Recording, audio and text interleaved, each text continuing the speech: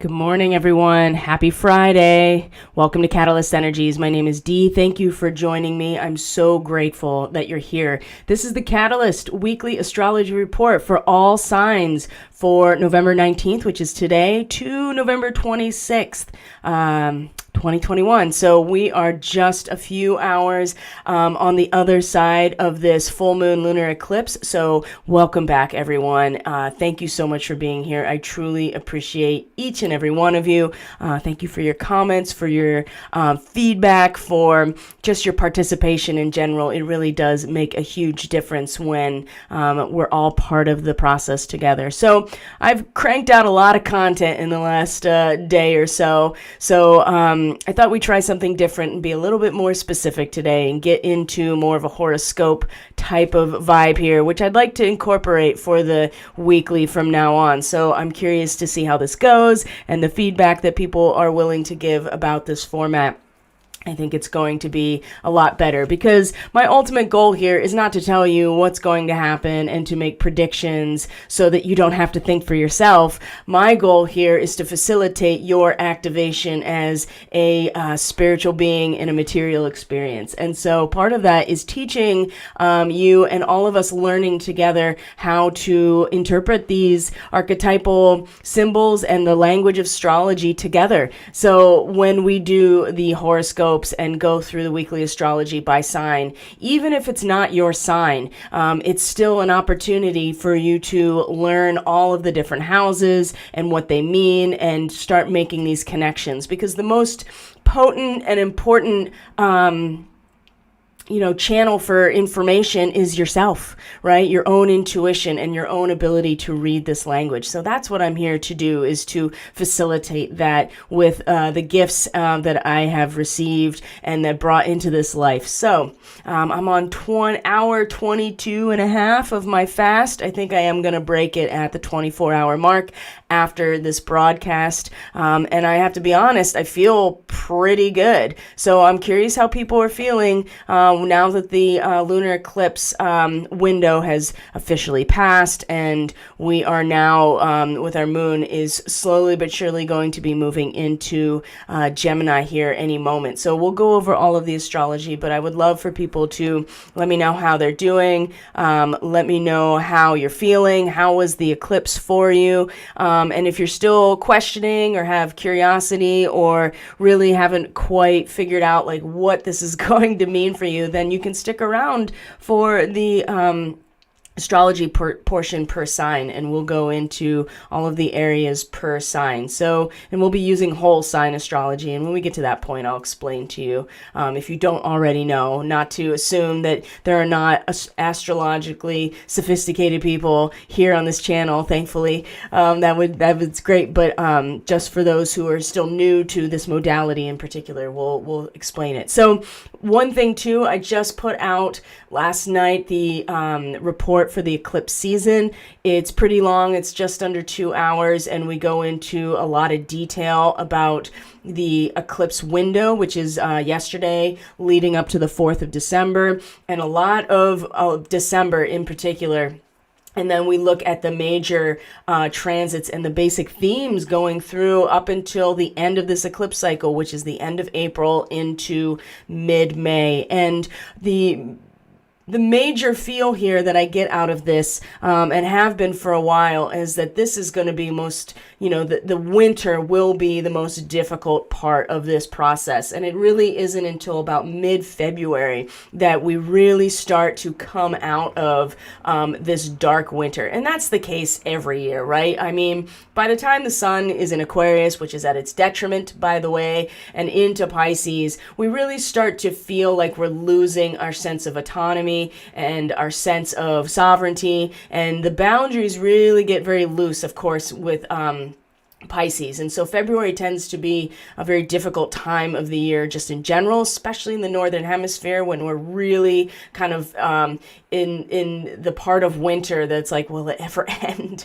That's why February is a great time to cash in your tax refund, if anybody's even going to get one of those this year. I have no idea what's going to happen. But what I will say is that if you've already watched the video or have any intention, I'm not going to ruin it for you, but today's thumbnail for the eclipse and this week from the eclipse, because now we're in this like eclipse portal, right, between the two of them.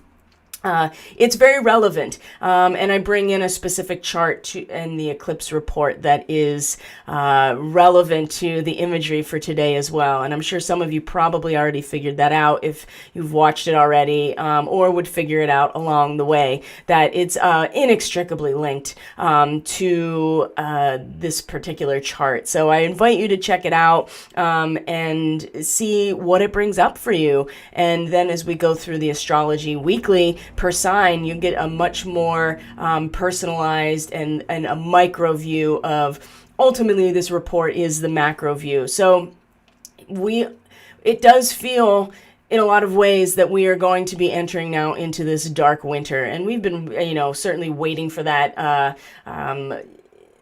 for the last 2 years, really. And it was around this time in 2019, coming into 2020, that we really, especially the astrology world, was really anticipating that Saturn and Pluto conjunction in Capricorn, which did not disappoint in terms of the momentousness of it, because that was the beginning of the end, basically, which is what it signaled. So what we're going to be addressing here, though, is a lot more about what it is that we value and the releasing of the meaning that we have been operating under for a very long time. And so as the Sun and Mercury are going to pass over K2, or the South Node, this week, we're going to have quite a bit of illumination, quite a bit of expression, and at least mental conceptualization of where we've been at a soul level, what we've mastered karmically, the past meaning that we've all been operating under. And K2 has this incredible property that allows us to propel forward with all of the mastery that we have gathered as a result of those past soul actions and those past karmic actions. So on many levels here, not only are we each going to be addressing this for ourselves, but it's happening at a macro level, massive overhaul and reconsideration of what is valuable to us. And of course, Uranus in Taurus is making that much to our chagrin, I suppose, that it's making it almost very easy to reconsider what is valuable at a very material level to us, because it's shaking it up and moving it around and not allowing any real stability in this realm in order to have us constantly addressing what it is that is valuable to us. And when it comes to our awakening process and our ascension and the evolution of humanity as a whole, because this is what is happening, is that we are evolving, because that is kind of the nature of nature, is to grow and to evolve and to change. And so our own human collective is doing that, and Uranus is really paving the way for that, or at least not even paving the way, kind of like sweeping away everything that we have considered valuable. And the trine to Venus, it's just so important. I can't stress this particular aspect enough. It's came in at the beginning of the eclipse at about 1 a.m. Eastern Standard Time. This trine, this Earth trine between Venus and Uranus, really allowed us to tap into something that transcends the material world and transcends it through our willingness to look for something or to be aligned with something that is outside of the cycle of life and death, that we are in fact immortal spiritual beings having a material experience, and our essence doesn't die with the inevitable cycle of the material world coming into death. And so with Pluto also in Capricorn, this has made it very potent and powerful. And by the time we get into late December into January when Venus meets Pluto and then stations retrograde. This is going to be amplified so much. But in the meantime, burning away what it is that we can't take with us, the baggage we cannot take with us in a material sense, and what we thought we valued, right? This is going to be something that we get a very strong view of this week with Mercury and the Sun. And of course, in the course of this whole eclipse cycle, definitely right into December, Mercury and the Sun will come into conjunction in Sagittarius, the Mercury Cazimi. And I talked a lot about this actually on the eclipse report. So there's really no need to go back over it. This is just to focus on the week. So how's everyone doing? How are you feeling? Is there anybody out there that wants to participate here in the chat? That's okay if not, to see how people are doing. So like I said, I fasted. I'm probably going to break the fast after 24 hours just for the sake of the other things that I have to do. But it's varied. So I can, when we get to the horoscope portion, I can certainly point out which reading is going to be aligned with me in particular. There's been no secret that I have a 0 degrees Aquarius ascendant. So you get a sense of where this is all impacting me, which is, for both Leo and Aquarius people, it's right along the axis of power, right? That vertical axis of power, the nadir and the midheaven. So really impacting those aspects of our lives. So I'm just going to get right into the chart and where are we here? And we will go from there. So I hope everybody is doing well and taking care of themselves. And if you had a chance to actually view the eclipse, that's really cool. Oh, come back. It's overcast and dreary here, even in the middle of the night. So there wasn't really a good opportunity for me to view it, but that's okay because my sleep state was pretty off the hook.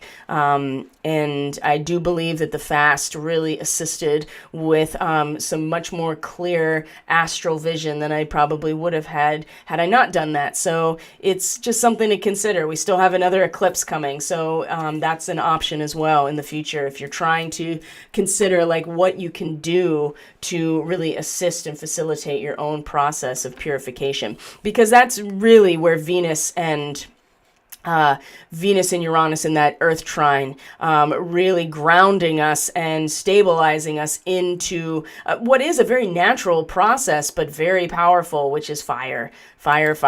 So let's get right into it. We'll go over the chart for the weekend, of course, and then get into the astrology for the week for all signs. So here we are today. I'm just going to actually...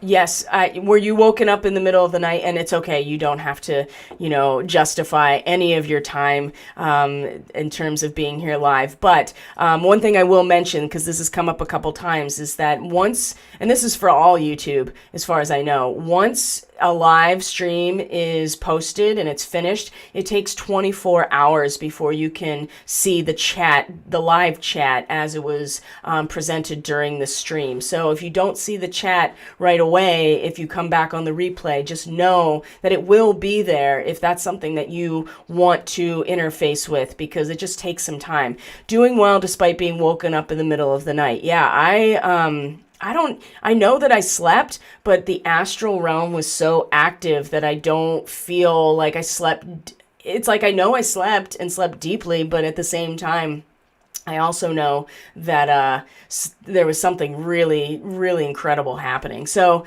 I'm glad that you're doing well despite being woken up in the middle of the night. I would imagine that many people probably had some measure of disrupted sleep as a result of this eclipse. So here we go. And which is the chart that I have up right now is the eclipse chart. So we've talked about this so many times, so I don't know if I really need to go back into it. But of course, if this is your first time here, then it's a good way to kind of get a sense of what these transmissions are actually like. So let's see here. I want to open up my notes here for today. All right. So we know that the sun is in Scorpio, right? And the sun is in conjunction with the south node, essentially, which is why we're having this eclipse. And so we know that the sun is much more attuned to where we've been, right?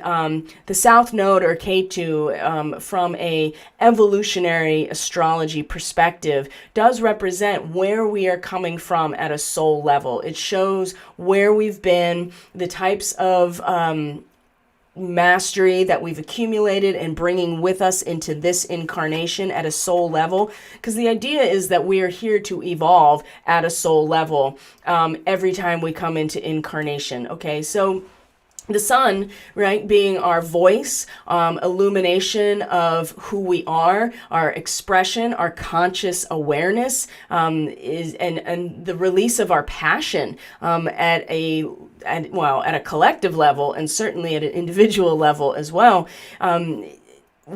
We're much more aligned to where we've been, which it has a lot to do as we're moving from Scorpio into Sagittarius. Way more about the collective cohesion, about the power of communion, about the meaning behind it. It's all of the power and energy that allows us to create these really strong structural institutions, which are represented by Capricorn ultimately. And so in a natural sense too, I mean, this is the drive and the urge to commune and come together and to create life, and life unfolding in the Capricornian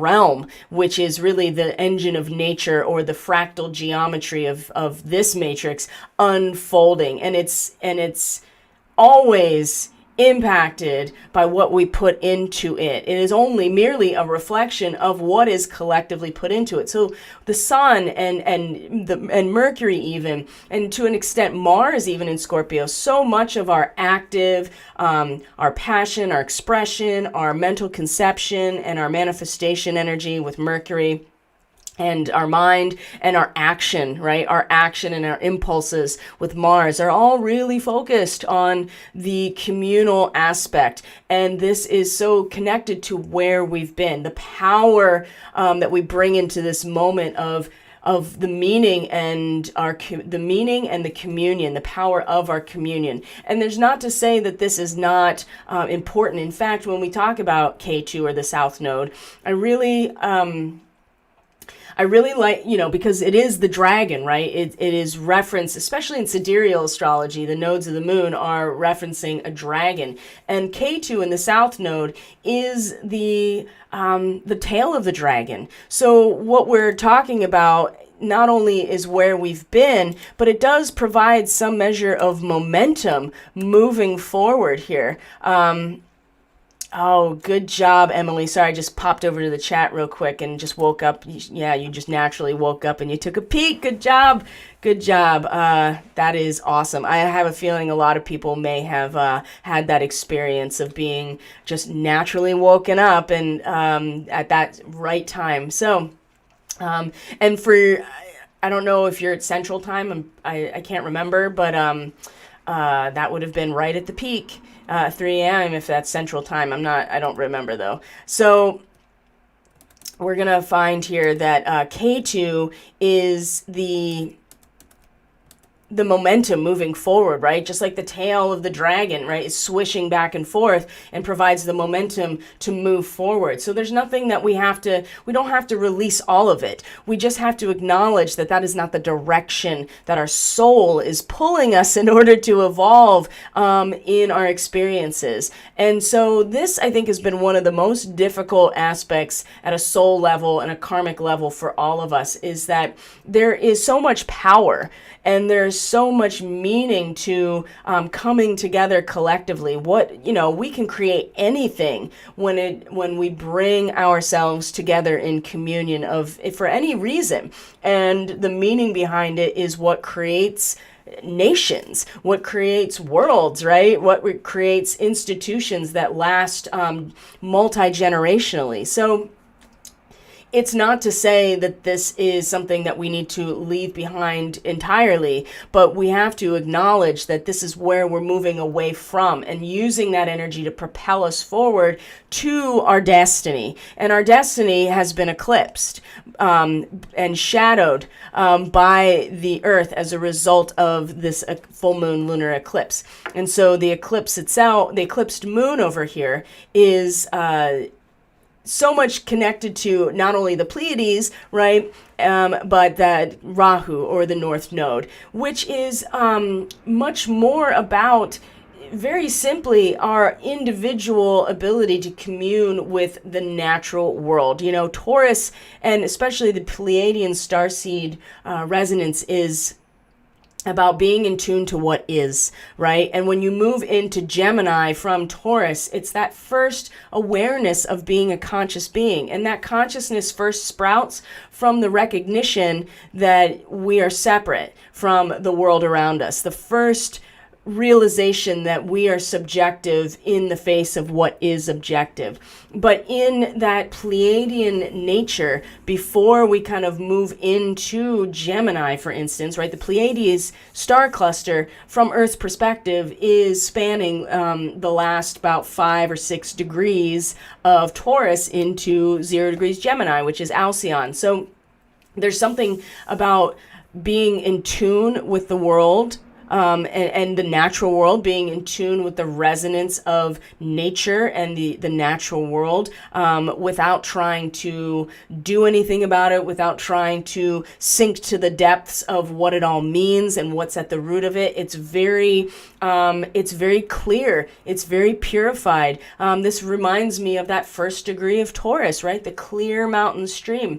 When we get to the other end of Taurus in conjunction with the Pleiades, there is something very masterful about our ability to commune with this pure, unadulterated resonance of the material, or very much the material world. And, there's so much focus on trying to bypass this or get above it. And the real lesson here of the Pleiadian nature and the Pleiadian revival in general, I feel, this is where we're going, right? Because once the Rahu and Ketu move into Taurus and Scorpio, it's fully engaging the karmic journey of the Pleiadian nature and our Pleiadian history, right? They're very much involved in what has been happening here for a long time. And if you're a Pleiadian and you come to a place like Earth, it is like paradise, right? It's teeming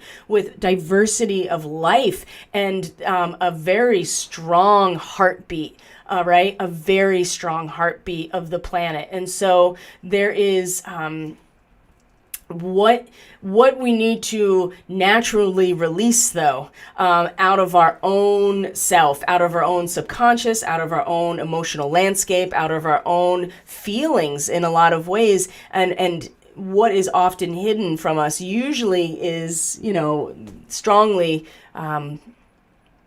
shown to us at a full moon, but because it's eclipsed, we are honoring the ability to let this cycle play out in a much more, a deeper and longer way, because I feel as this is a real, eclipses are not good omens, and I've talked about this many times, okay? This is not new information necessarily, but I do feel this sense of honor and a sense of gratitude that we can extend, and this is why I chose to fast, because it's a way that you can give of yourself in order to show a sacrifice, to give of yourself, to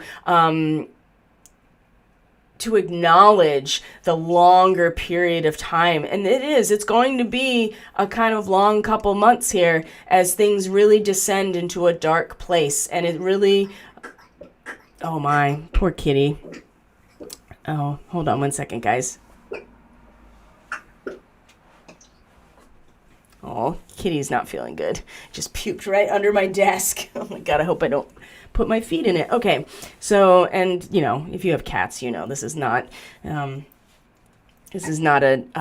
unusual thing, but it is very distracting. So I'll try not to be totally distracted. They have a tendency to also throw up like right on my prayer mat. Jeez.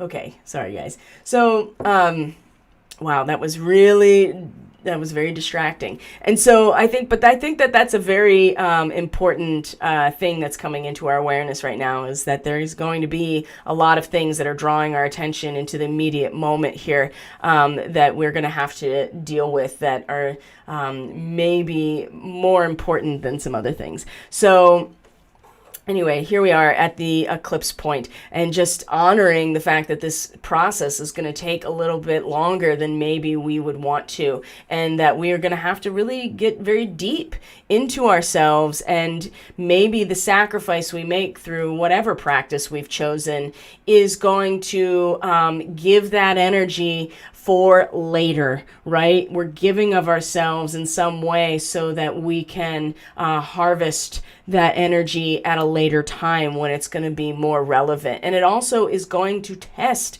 our ability to really stay firm in our own resolve and our own integrity, and our own ability to commune with the natural world, as opposed to really finding our expression, which is going to be hard, our expression and our impulse to act, and even our own mind, much more focused on the communion with each other. And of course, that's really important, but there's a certain amount of intensity, and there's a certain amount of those actions, those conceptualizations, and even finding our voice and expression in Scorpio and Sagittarius aligned with the South Node, I think is going to, it's going to show us what we can be and what we've done before, but it's not the direction we're heading. We really are heading in a direction that's asking us to be fully aligned with the natural process of things, even the natural process of life and death. And so Venus, and I'm not suggesting here that we should just fully accept this process when it is being foisted upon us, right? When it's been, given to us as a greater good, and is actually only serving a specific agenda that has nothing to do with our best interest. But what I'm saying is that there is something very powerful about the idea that we can transcend and move beyond and be open to new beginnings as a result of aligning with the natural processes of duality and polarity. And we've been working with that concept now for the last 18 months of the mind, right? Because the nodes have been in Gemini and Sagittarius. So there's a lot coming over the next couple of months, as we've talked about in the eclipse report, that is going to transition us out of the mind and even out of the understanding of the meaning of things into a very feeling-based experience at a karmic level. So this is our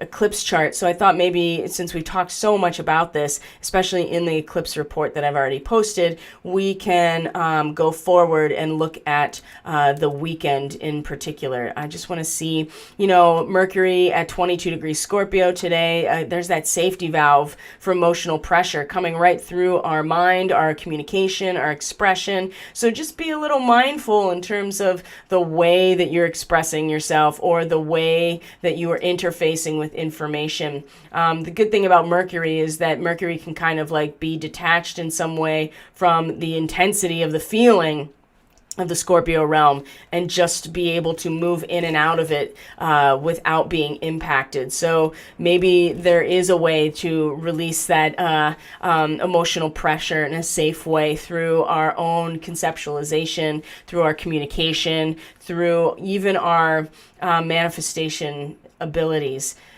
Let's see here. Oh, and then Black Moon Lilith, I would like to point out today, even though it's not on this chart, I'll show it to you when we pop over. Black Moon Lilith now is in conjunction with the U.S. Descendant right now. And so Lilith being the dark feminine, that very deep sense of self-preservation and instinctual protection of our very connection to the natural world and the feminine, the dark feminine, is in conjunction with the U.S. Descendant right now today. So and was at the full moon lunar eclipse. And so when we know about the descendant, it represents who we are in the context of interpersonal relationship, how we relate to other in a committed type of fashion, something or someone or any type of relationship, a business relationship, a domestic relationship, close friends, anything that is interpersonal. And it has a lot to do with really being inspirational through our own action of virtuosity. We become a virtuoso, that we learn a skill and express it in a way that actually inspires other people to do so. And so it may be something very deep within us that we don't even really acknowledge is there, but is certainly influencing our action and influencing our drive and our just a desire in some ways to really be inspiring, and with that being on the descendant of the United States. I feel like that as a whole, we're finding that there's we can find this self-preservation energy being expressed as a way to inspire other people. It's intense. Black Moon Lilith is the angry activist, okay? It's the radical feminist. And so to have that be on the descendant of the United States at this eclipse, and this eclipse being so wrapped up in the United States chart, I feel like that we're going to see some things brewing around that issue of, demanding to be heard and demanding to be considered. And there's nothing inherently wrong with that or right about that. It is just what it is. And I know that the Rittenhouse trial is, in full swing in some ways, or they haven't quite come to their verdict yet, but I do feel like there's preparation already for just like what happened in the summer of 2020, which was around an eclipse, around the very similar positions, except opposite. We had the lunar eclipse in June of 2020, June 5th, 2020. That was right around when the riots were really starting to ramp up big time. So there's something there too that's coming up to the surface with this eclipse. And so you can see how things are going to be kind of wonky in the next week or so. All right, guys. Let's look at the weekend, shall we? I'm gonna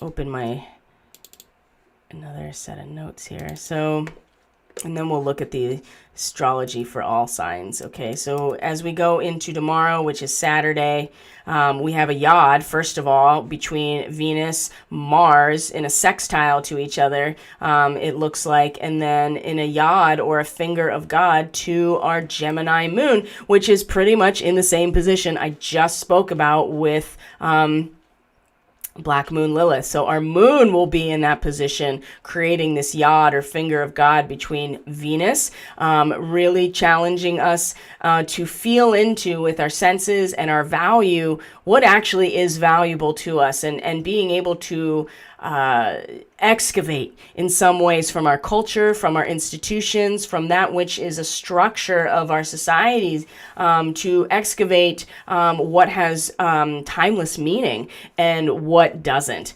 and get rid of what doesn't. And then we have, of course, Mars in Scorpio, very powerful in Scorpio, is also here.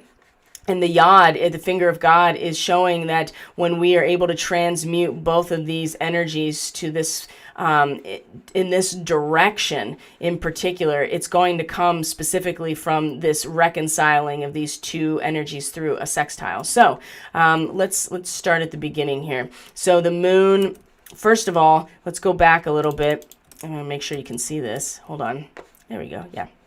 So let's go back a little bit. The moon is, first the moon is going to be in a trine with Saturn. There it is. We're going to have this air trine with Saturn in Aquarius, and the moon will be in conjunction with fixed star Aldebaran, which is one of the fixed royal stars, and is in relation to Archangel Michael. This is the spiritual warrior, the defender of heaven, and has the flaming sword. So Saturn in Aquarius has moved into this next degree, and we've talked about it a little bit now. This is going to be here for a number of weeks, where we are now starting to get a sense of, a backbone to start acting out the vision, right? And it really does depend on how you are really looking at Saturn in a larger context. If you are worshiping Saturn, you're worshiping the material world. If that is,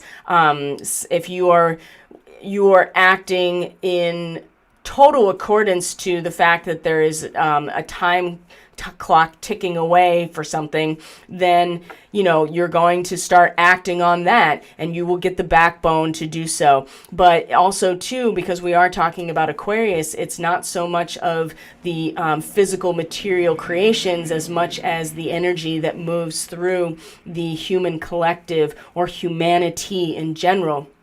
And so Saturn is one of the co-rulers of Aquarius, so it's still very powerful here with Capricorn and Aquarius. And so this also is giving us each emotionally and intuitively all of the arrows in our quiver, all of the means to really penetrate and pierce through all of the outer shell of things to get right to the heart of it. And when we are able to, and so again, it really does depend what your goals are and who you are aligned with, what you're aligned with. And in that case, through our mind, our intellect, and our ability to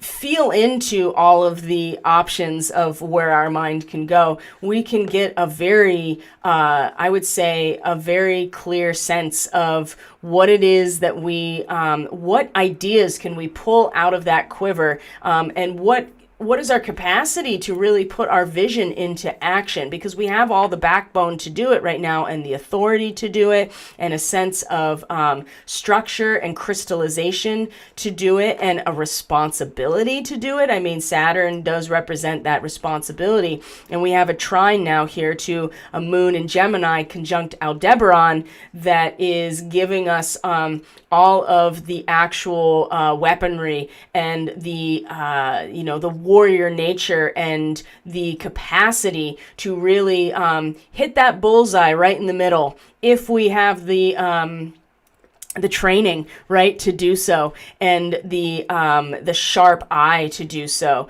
So this is a really strong trine in this moment. This is tomorrow morning, late tonight when this happens. And so you're going to see that people are going to really kind of like start focusing in and really getting into the very center of what it is that they're trying to act out or attempting to act out. What is their vision? And so it's one thing to have the vision, to have the sight. It's another thing to have the skill set and the ability to use all of your resources, right? Because Gemini is about technique and skill, and it's about gathering a technique or a skill as a result of your rote repetition and your practice. So this is how we learn things, is we do them over and over and over again. And once we've gotten to a level of mastery about that skill, we can very sharply get right to the bullseye. And so we're gonna have this really strong backup in order to act out this vision with a backbone already in place. But it's gonna come through each of us in a very adaptable way, in our intuition, maybe in our dream state as well, because it is going to be late tonight or early tomorrow morning that this trine is exact. Okay, so as we move forward in the day, though, right at the same time, actually, now that I'm thinking about it, is that the moon then will move forward just 1 degree, basically, and then come into a square with Pallas Athena. So speaking of strategy and wisdom in war. Specifically, it's going to be in a square, a mutable square with Pallas Athena over here in Pisces.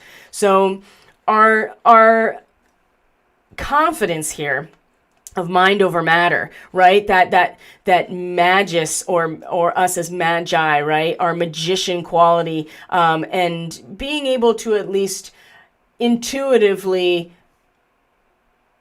get a sense of this, right? Of what it is that we can manifest, I guess, in some ways. This square over here to Pallas Athena in this moment, again, we've talked about this before. This came up in a different report where you have one airplane or vessel that is taking the nosedive, right? Mind over matter, which is where the moon is, right? Just going for it. Right, having total confidence and just and being like, you got to start somewhere and you got to take the plunge at some point. In a square to Pallas Athena, which is a lot more strategic, a lot more wise, right? That taking the plunge is the last step. And after a very thought out strategy in this process, and Pallas Athena in Pisces is really drawing our attention towards the strategy that has to do with mastering the transcendental, mastering the spiritual world, mastering that space in which everything is, right? The Akashic field, the morphogenetic field, the collective karma, right? The experience of all there is. It's surrendering to source. And specifically, the strategy that is being that we're being invited to employ has a lot to do with breaking through and being able to function at that higher level of spiritual and energetic mastery. And so we're going to see some cross purposes here. And I think we might, with Saturn here, really giving that backbone to start acting out the vision, right? The seer must become the doer. Part of Pisces is becoming a seer, right? Because you're able to experience and interact with the realm of all possibility in Pisces, right? The entire field of past, present, future. So right after that, we're going to have, again, it's going to be late tonight, early tomorrow morning, especially 4 a.m. Eastern time. This is the witching hour, right? This is when you have some of the most potent dreams and astral traveling. So again, we're going to have this opportunity to really see what it is, because still Gemini is in the direction of where we are going at a karmic level.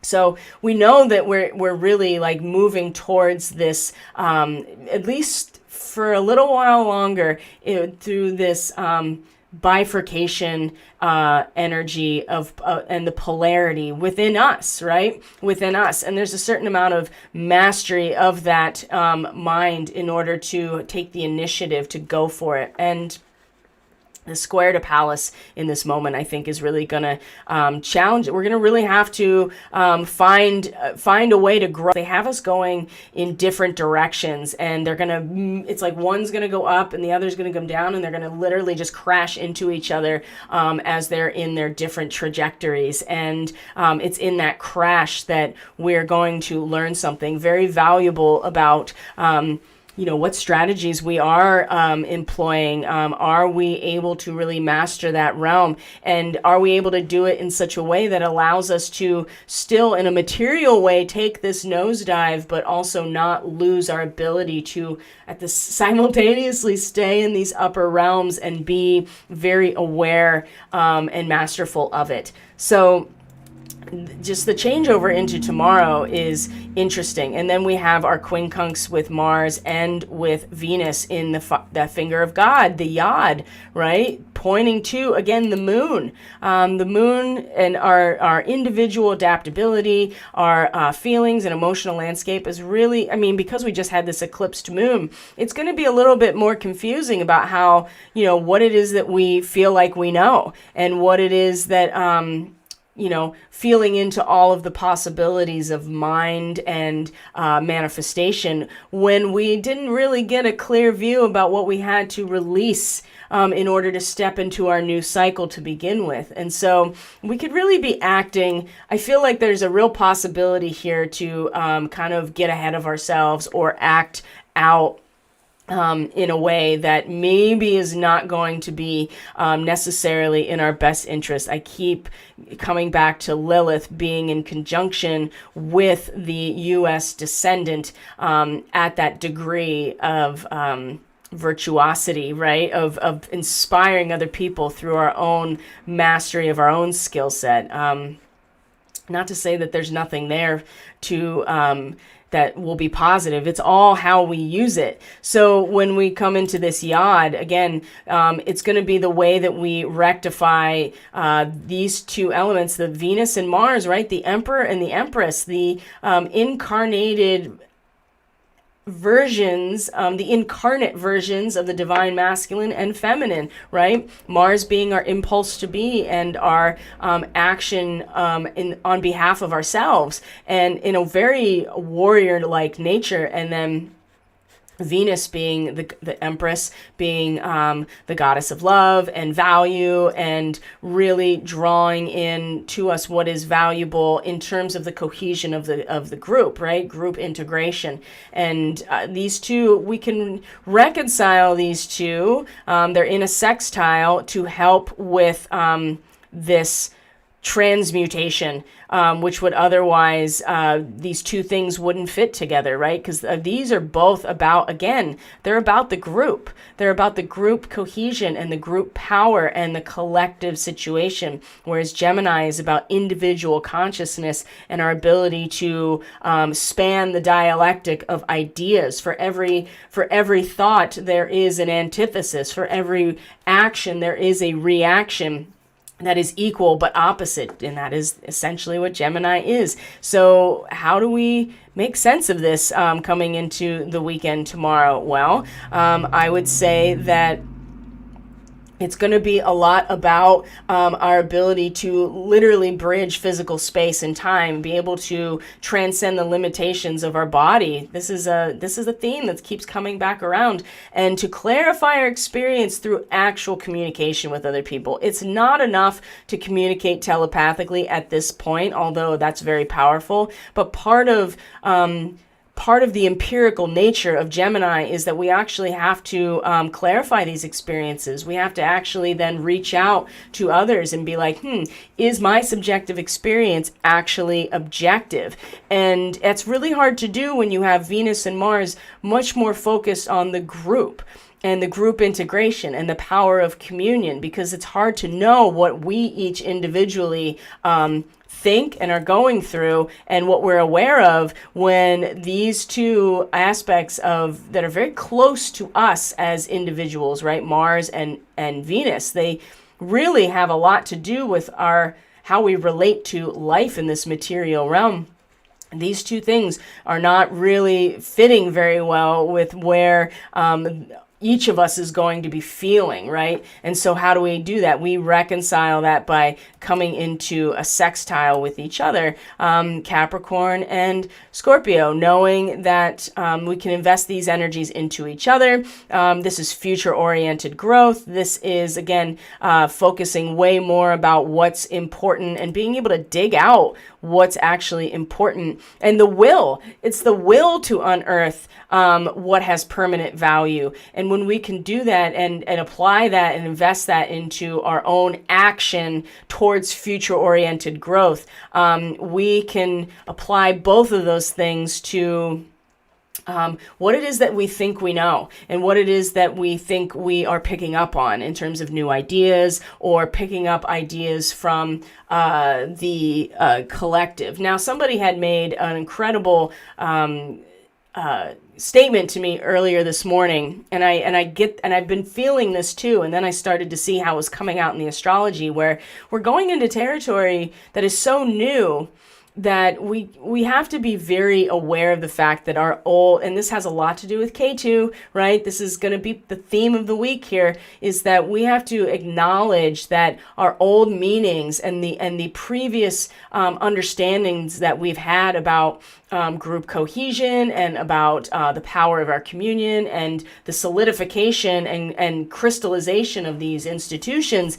We're going into very uncharted territory now. And so to just blindly accept it is not going to be enough. We're going to, well, it's never really enough. But in this situation, we have to really take the initiative for each of us to really apply our empirical processes at an intuitive level to make sure that what we're experiencing at a subjective level is, in fact, what other people are experiencing. And that will require that we are initiating new lines of communication, and Mars is really going to help with that. We're going to feel like a very strong impulse to create those lines of communication in some way.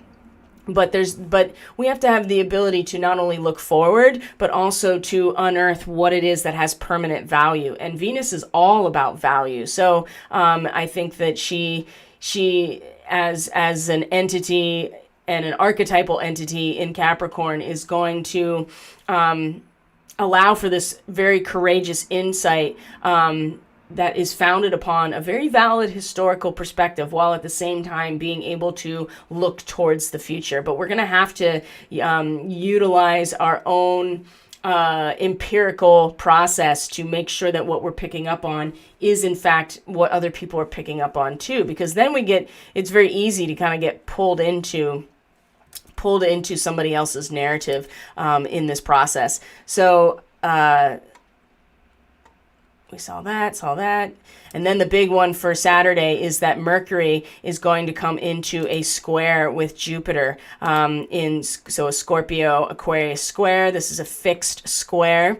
Let's see here. Keep going forward here. There we go. So this is a fixed square. Now, when the eclipse cycle ends in April/May, we're going to find that Saturn has reached this same point. So what is a big, grand idea right now in terms of our ability to transmute our emotional energies, which is really such a huge part of the Aquarian archetype, is to be able to utilize our emotional energies as a source of power and submerged in them, which is what happens in Scorpio because of the intensity of it.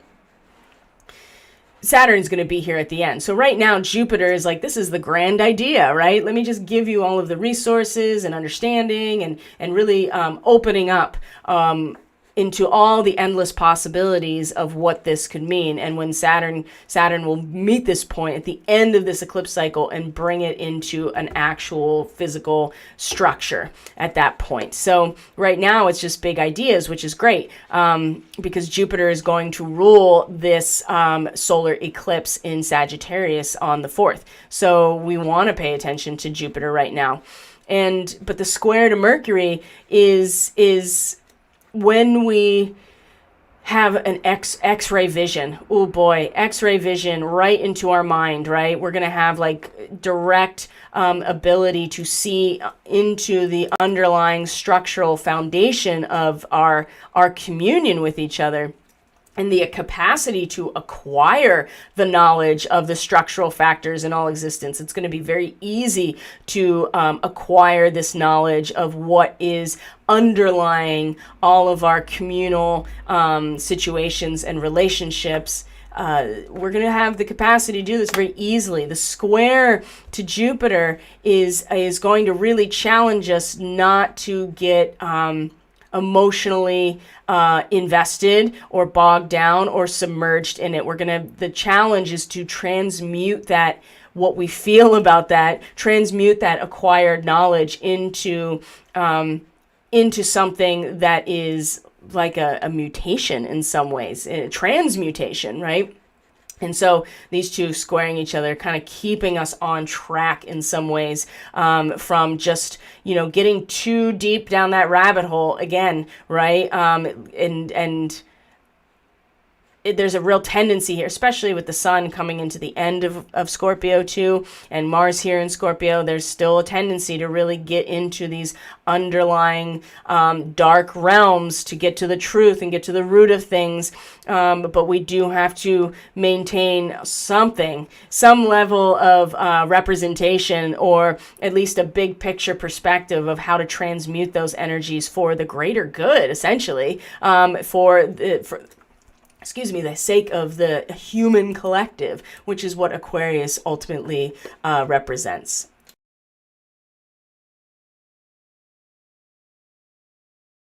Okay. So when we move into Sunday, this is what we're taking with us on Sunday. So be prepared for some more insight that could really shake us in some ways, or certainly really disturb us, and could stand to throw us out of alignment. Jupiter, if that happens though, Jupiter's just going to throw that lightning bolt and be like, nope, get right back on track, okay? That's what I'm here to do, is to put you on track, especially squares. And they're very difficult, but they also teach us so much. So now we have another yod, 2 yods this weekend. Fingers of God, okay? So we know that and it's again to the moon. So this moon in Gemini is very important right now. And there's so much energy kind of focusing in on this in order for us to do what Jupiter really is standing for right now. And that's who is, this yod is, again, between, this time it's Venus, this time it's Pluto and Mercury in a sextile and to the moon in Gemini. So it was Venus and Mars in Scorpio. Now it's Pluto and Mercury in the same thing, Capricorn and Scorpio. So let's take a look at this here. When we look at let me get my notes up, guys. Thank you.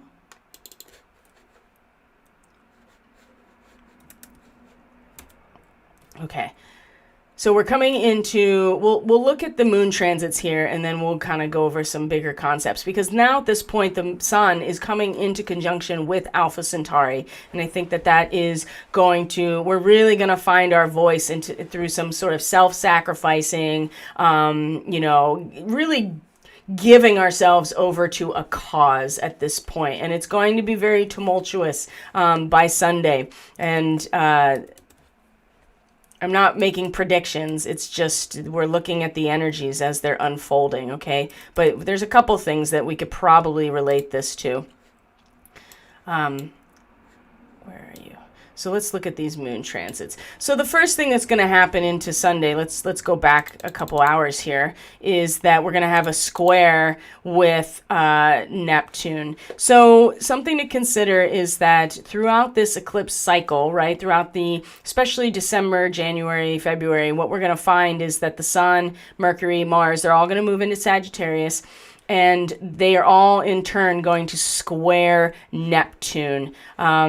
And square Neptune when Neptune is stationing direct, which is on December 1st. And so the fog machine's going to turn back on when that happens, and things are going to get a lot more murky. They're going to get a lot more foggy. They're going to get a lot more smoky. And sometimes you just have to get down low to the ground in order to find yourself out, find your way through like this really, thick cloud of fog. Sometimes you just got to plant yourself and just wait for it to clear. That's a long time, because Neptune stations retrograde and direct like very long periods of time. So I don't know if that's going to work for us necessarily. I think we're going to have to learn to use senses that don't require us to see clearly, because it's going to be very, cloudy and not very easy to see where we're going, especially with Neptune. In fact, we might be finding ourselves, submerged in the water, and we know that in water, light doesn't act the same as it does in on land or out of the water, right? And light is how we see with our eyes. And so there's going to be a deeper submersion, a more comprehensive diffusion once Neptune stations direct in December, and things are going to get a lot more confusing and a lot more expansive in terms of the collective karma. So in the meantime, though, this square is coming from the other side of it in Gemini. So 21 degrees of Gemini is, in fact, a tumultuous labor demonstration. We're talking about Sabian symbols. It's the revolutionary impact of mental concepts upon collective emotions and desires of people. It's like when people become aware of the fact that things are out of balance and they desire to have them in balance, what we find is a very tumultuous expression of that, and in a very loud and potentially boisterous way, and very disruptive. And it's because there's no way, again, it's the law, these classical laws of physics. For every action, there's an equal and opposite reaction. So as there is in a closed system, as there is one, if there's one set of expectations or one set of responsibilities or one set of rules for one side of things, there will be an equal and opposite reaction to the other side of that in a closed system. And so this is the most expressed by this idea of a tumultuous demonstration, right? Like a really strong pushback based on the emotions and desires of people to find this balance. The square to Neptune, still retrograde, is, again, we're going to be wanting to really, I can just feel the protests and riots are coming. And there's actually something I wanted to share at the end here that leads me to believe that, a little piece of evidence that I have in my pocket that may or may not, I don't know, it could be nothing. This square here, again, we're going to really each be feeling into like this really strong drive in some ways to come out and express and to be engaged with this actual process of balancing out this closed system. Again, the square to Neptune is like, well, when you just diffuse into everything, there is no closed system at this point, and we're being really tasked with trying to find or really sinking into or dissolving ourselves into the whole experience of what is, in order to find ourselves as like a little child petting the lamb, right? That represents the new cycle that is coming, right? And so we're only feeling it. We don't even have words for it. We don't even have a mature understanding of it. We have just us feeling the, petting the lamb, feeling the wool. And it's a nice experience. And there's something watching over us too in this particular position of Neptune in Pisces. Like, we're not totally alone. There is like a guardianship that's there with us as well, but it really does test our ability to let it, to dissolve and diffuse ourselves into the full-on experience of what it is to just be in the moment. Again, the square is going to challenge us in that moment. And again, this is 4 a.m., 3 a.m. maybe, Eastern Standard Time. So Saturday night into Sunday morning, definitely dream state seems to be very active in terms of this, because we have Neptune in Pisces, we have the moon, which really does connect to the Piscean realm. And then in Gemini, it is the range of ideas. Like there's no limit to what you can think up. The limit or the closed system is more to do with side of that, whatever you think up, or whatever is in terms of consciousness. So equal and opposite side to whatever you think. And so I just feel like the riots are coming. That's just what and so the square here is going to test us, and it's going to ask us to lean into how uncomfortable it is, while on one side we're ready to push back and we're ready to speak out, we're ready to be part of this, and at the same time we are really very strongly being dissolved into the full experience of the whole thing, and finding that place within us where we trust and feel a sense of hope for the future and what's coming. And it's not to say that we should or shouldn't do anything in particular. It's just the tension is going to be very obvious in this particular connection here on Saturday night into Sunday morning. And then right after that, Mercury comes into a sextile with Pluto, and this is where the yod actually starts to activate, because it's this sextile that forms the reconciliation and the investment of our energies in order to transmute both sides to this moon. So we have, again, this structural, the ability to look into the structure, the underlying structure that was in square to Jupiter, but is in a sextile to Pluto, which is destroying everything that we know of in terms of our culture and our institutions and our society, and the reliance upon those things that we have built. That is where Pluto is right now. And so while it is going to Mercury and our ability to acquire the knowledge of what's going on under the surface is a challenge to being able to transmute the emotional energy of that. It's very much part of and harmoniously connected to the actual power of Pluto and the transformation that comes from Pluto. So the sextile here is that we can invest these energies into each other, and then we come into the yod with the moon in particular. And this is about the coming into the archetypalization, right? The and trimming back, right? Trimming back what is normally a natural expansion. See, I just talked about that in terms of, there's no limit to what you can think up. There is none. Anything that you can think up, it's limitless in terms of that mutable space of consciousness,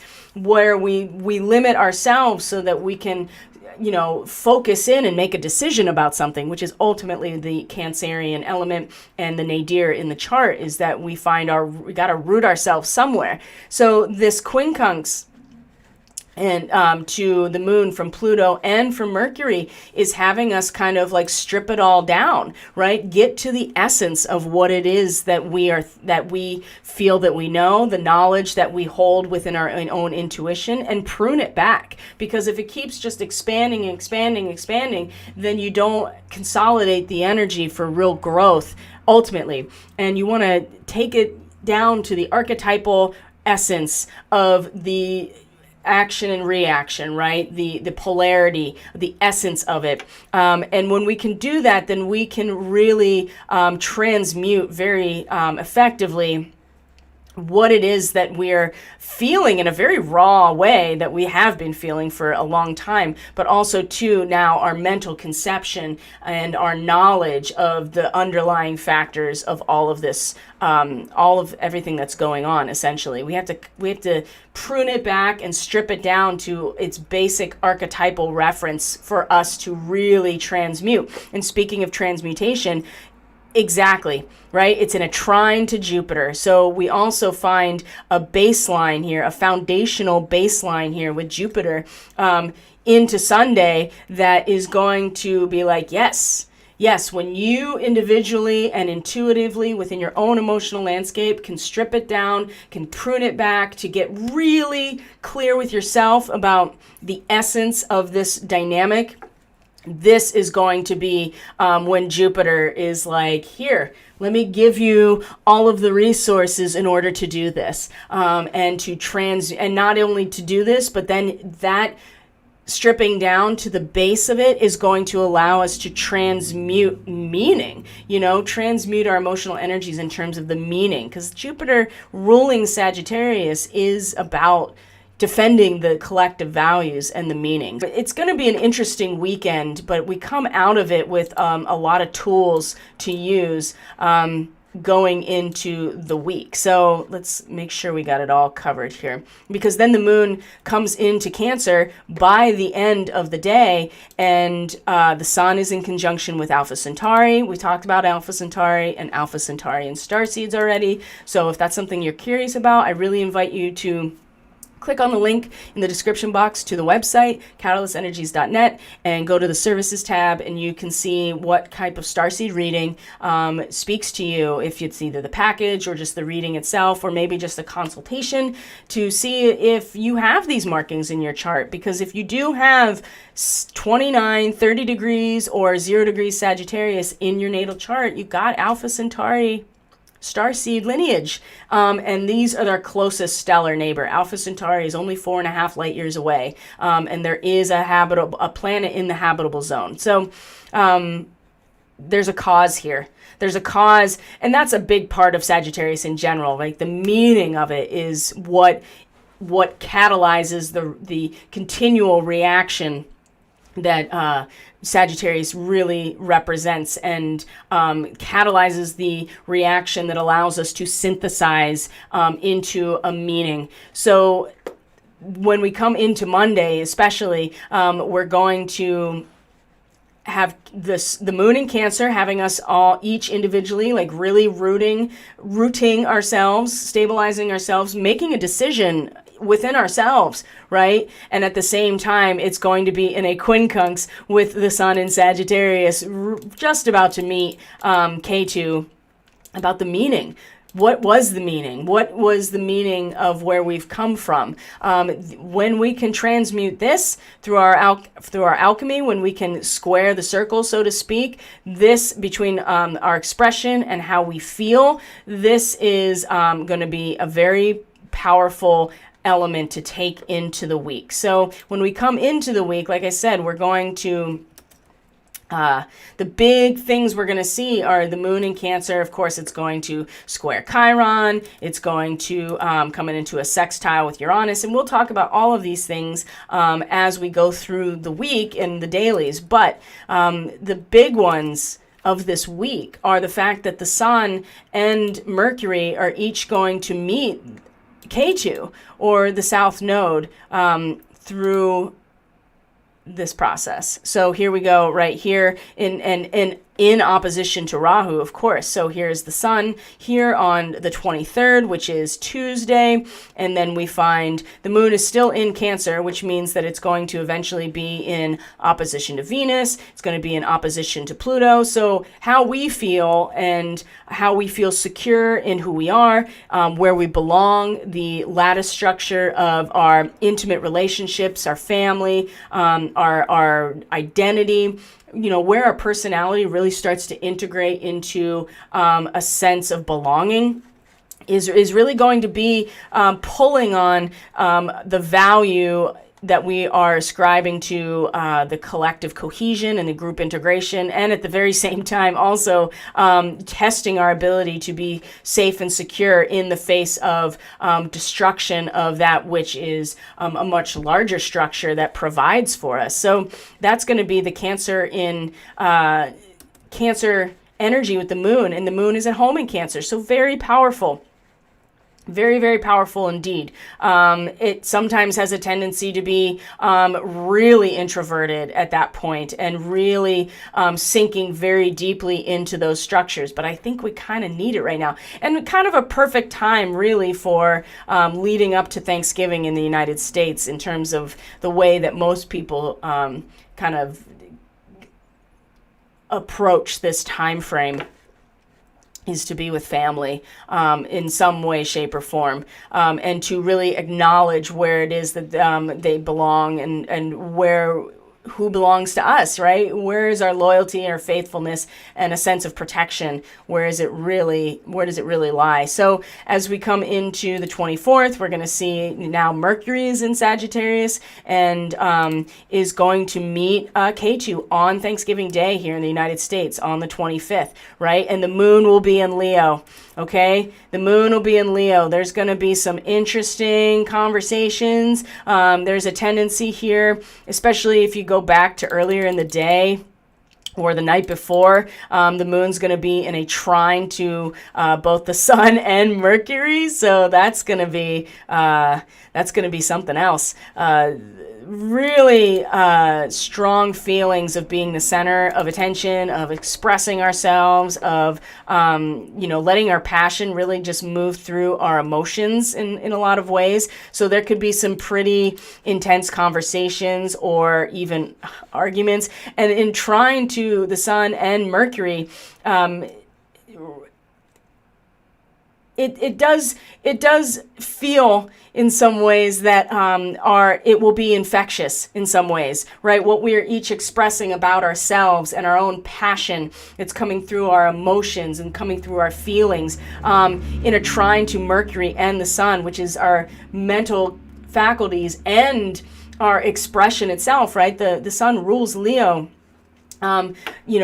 It can be infectious in a good way, right? That we can really start to spread in some ways what we're passionate and how we feel about our own sovereign nature into the meaning that holds us all together. And this is where I think the connection to K2 is going to be very powerful and remind us of where we've come from, right? Remind us of how powerful our cohesion is as a society and the meaning when we are organized based on the meaning. And I'm talking about like spiritual meaning, like philosophical meaning, like religions and the letter of, or the spirit of the law, these types of things, showing how, especially where K2 is, how spirit comes in and infuses that meaning it's going to be very fiery, okay? Very fiery. And of course, we still have Mars and Scorpio, so the intensity of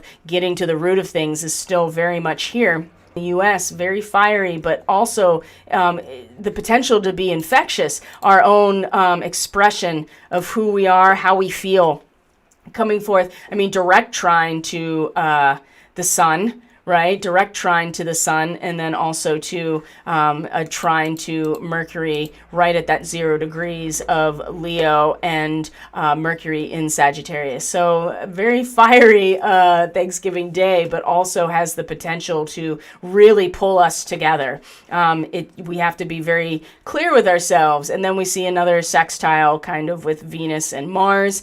And by the time we get to Friday, this is the capstone, okay, before we move into the third quarter square, which is on Friday the 27th. That's also my birthday.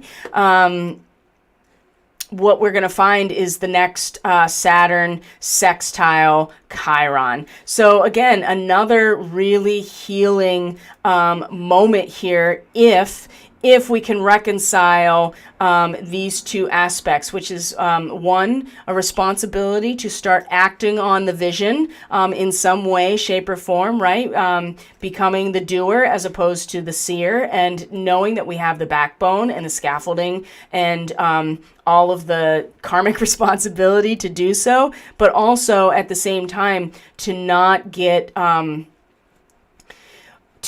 pulled off of what we're seeing about ourselves through our woundedness. So this sextile here, and we'll look at where these are at in people's charts as we go into the next phase here of looking at the week for all of the signs. But it requires that we invest these two aspects into each other. If we want to get the harmonious connection here, we have to act on it, and that's a big part of where Saturn is that the seer has to become the doer. And what we do see is ourselves here in Aries, that we see the whole picture of ourselves and the whole picture of what we could become, right? And it's Chiron that keeps dragging us out of that concentration by being like, oh, how are you going to, you can't grow unless you take this wound and this identity as a victim with you.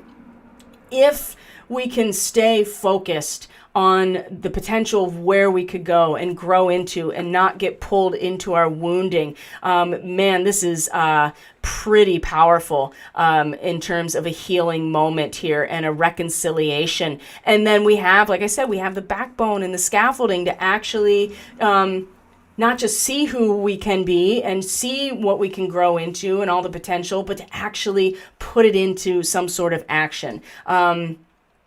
Very, very powerful. Now, this also could manifest itself if we are still connected to the identity of being a victim or a savior. That is going to reinforce the riots season even more. So it really does depend on how we are interacting with all of these energies, what type of awareness that we have, and where ultimately where we want to go with it. So let's start looking at some.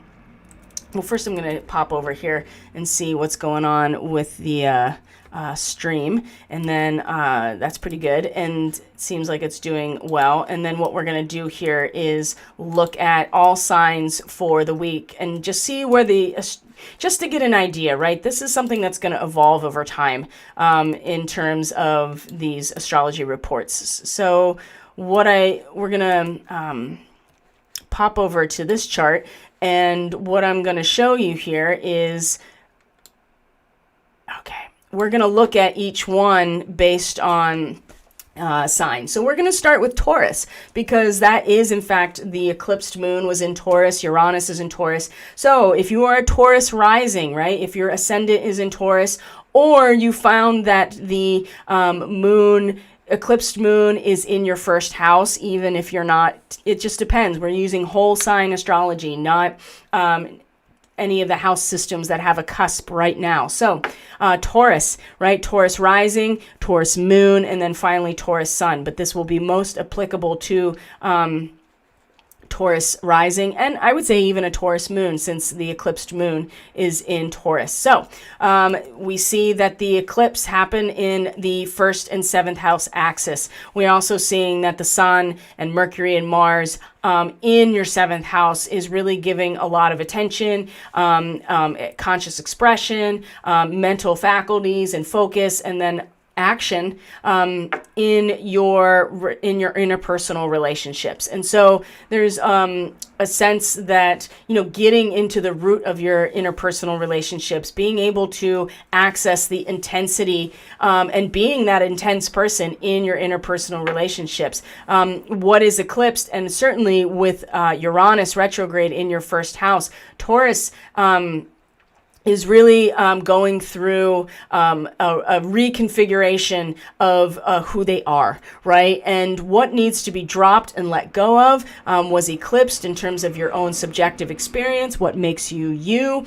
But you have a lot of action and a lot of focus and expression on who you are in your relationships. And with Scorpio, of course, I mean, it is about the communion. So hyper focused, I would say, on in terms of action and expression in your relationships and who you are in your relationships, and soon to meet K2, which is in your 8th house of the actual communion itself and what we produce in our relationships.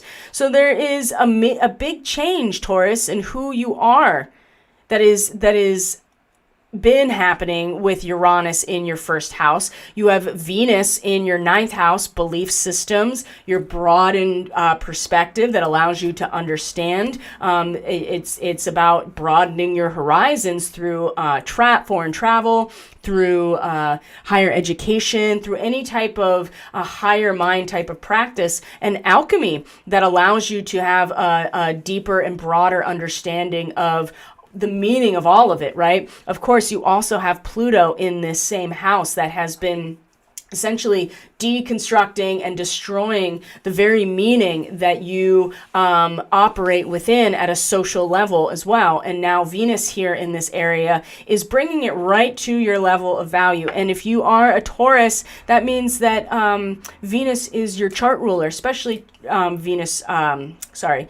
you are Taurus rising. If your ascendant is Taurus specifically, then Venus is your chart ruler, which is really pushing your chart along. It really expresses, the fundamentals of your personality, very Venusian, right? Very much about the value and tradition and what's valuable to you, and being a very stable character, right? A Taurus rising, you are a very stable character, very grounded person. And so to have to have Uranus here and to have an eclipsed moon here is really bringing your change in who you are right to your awareness, and it has a lot to do with Venus is very strong for you. So Venus in your ninth house of drawing the concepts of value and love and comfortability, security. It's hard to have Uranus in your first house as a Taurus because your security is in your very nature, and to have that being disrupted is very powerful. And so, but your belief systems. Your beliefs have been slowly but surely being destroyed over time anyway, in order to make room for something new. And Venus here, your chart ruler, is in this area in a trine to Uranus in your first house. You're going to see here that when you can ascribe some value in terms, especially in who you are, being able to have the courage and the will to transcend this interplay of life and death, this ability to access yourself as a spiritual being outside of the material cycles that are playing out. If you can value the role of fire as a purifier here, then you are it's going to stabilize you in terms, because you're going through some really intense change in who you are as a person. And you didn't get a really clear view necessarily with the eclipse on what you have to let go of and remember, the moon is exalted in Taurus as well. So normally would be very powerful to have it here in your first house, but also you didn't get a really strong look at what it is about you that needs to be released in order to step into a new version of you. And it has a lot to do with belief systems, okay? And you're going to start addressing the realm of Scorpio, which is the 8th house, as and what you have mastered in the previously at a soul level in terms of what you produce together. Where is the power of your communion with others? And it's going to be, you're going to be reminded of what you have done before, so that you can get a sense here of what also will be released when the solar eclipse is initiated, right? The beginning of a very strong cycle of retribution in terms of what you produce. And that's going to have an impact on who you are. And eventually the North Node is going to come into your first house. And you're going to see that our trajectory at a soul level collectively is in the area of your subjective experience. So Taurus, whew, it's hard to go through massive change in who you are, and it's even more so when you are inherently a stable, secure person in your personality. So let's move on to, we're going to move on to Gemini. We'll just go around the cycle here.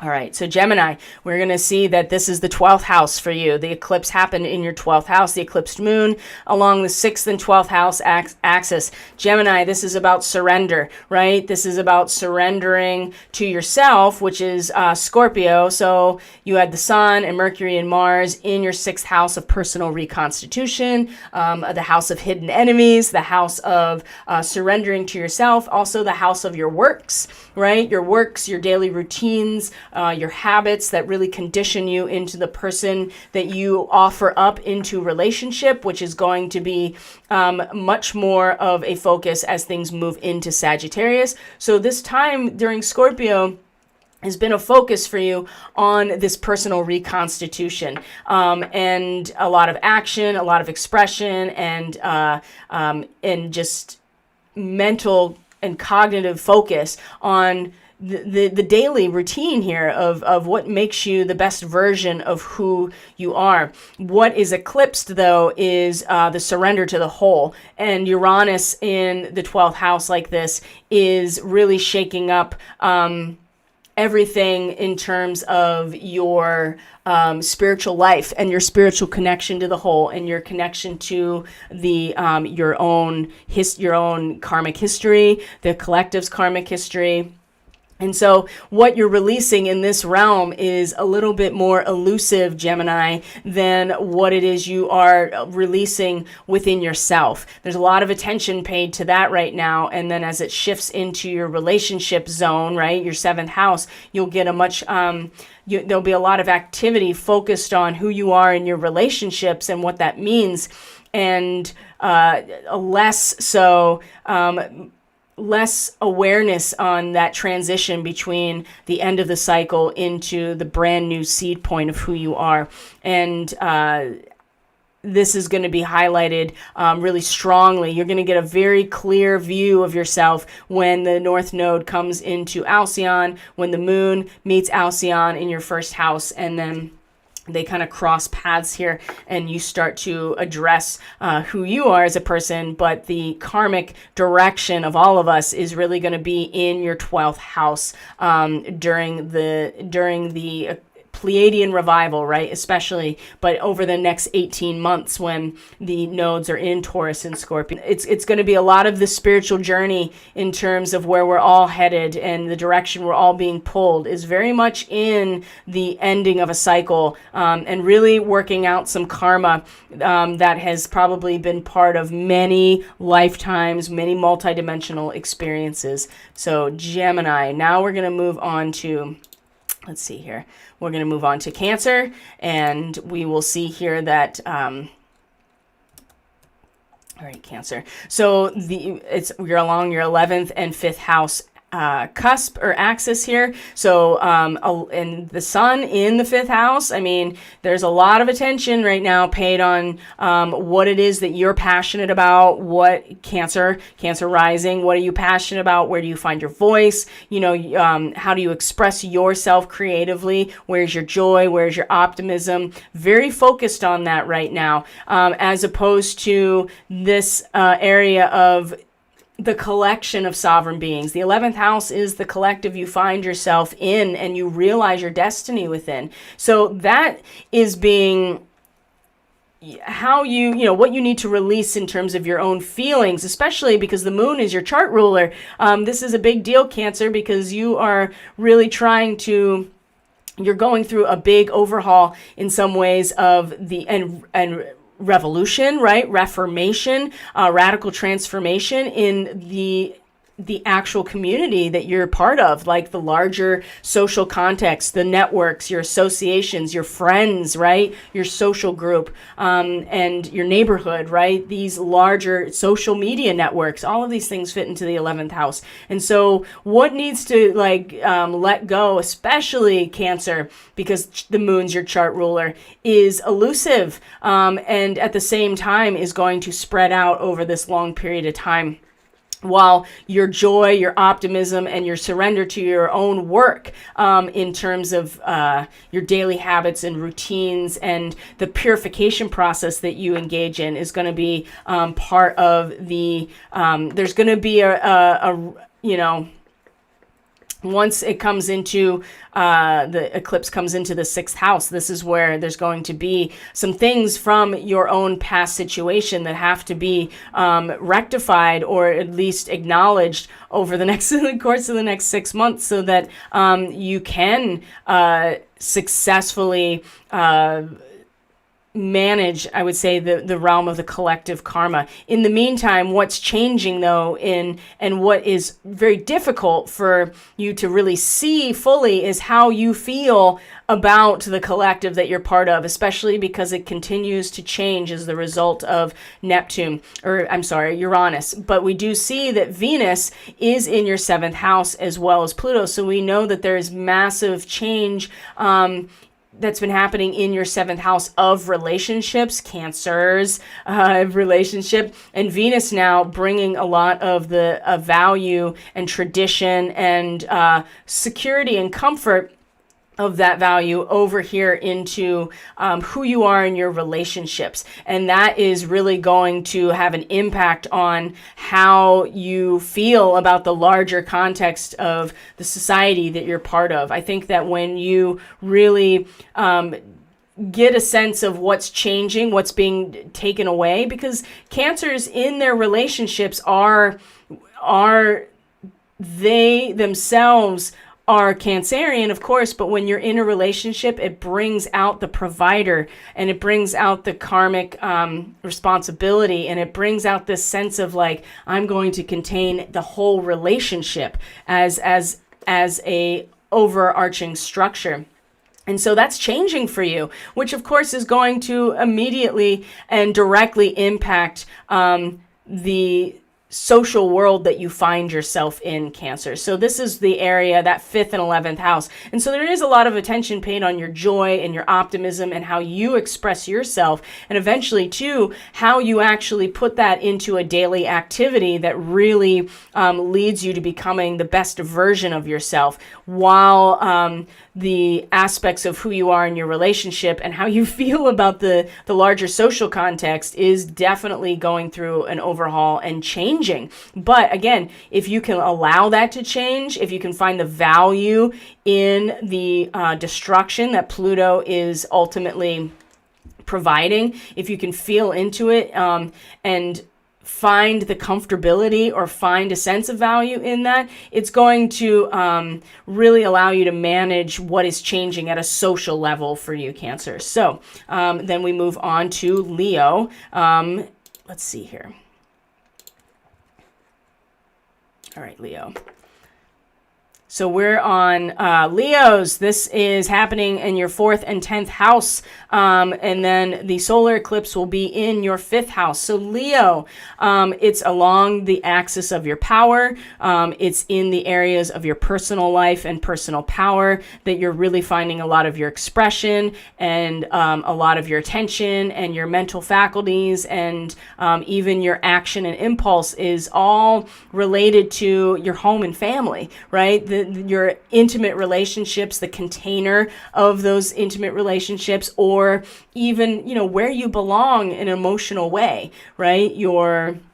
It is your home and family of origin, or it's your home, your emotional home, right? Your family, but it also too is your tribal identity, your regional identity, your national identity. The containment that allows you to be vulnerable as an individual comes from the 4th house and the family. So there's a lot of attention here actively on this area. What is eclipsed in terms of how you feel and what's let go of is your career house, where you release this power, which your professional life, your public life, your destiny and your mission. And this is really changing too for Leo. So what you're not seeing here is, or yet, right, which is very deeply embedded as a result of this eclipse, and is also being challenged on a regular basis with Uranus, which actually rules your 7th house because it rules Aquarius, is about your professional life, like the release of this energy and this power in order to contribute to society. So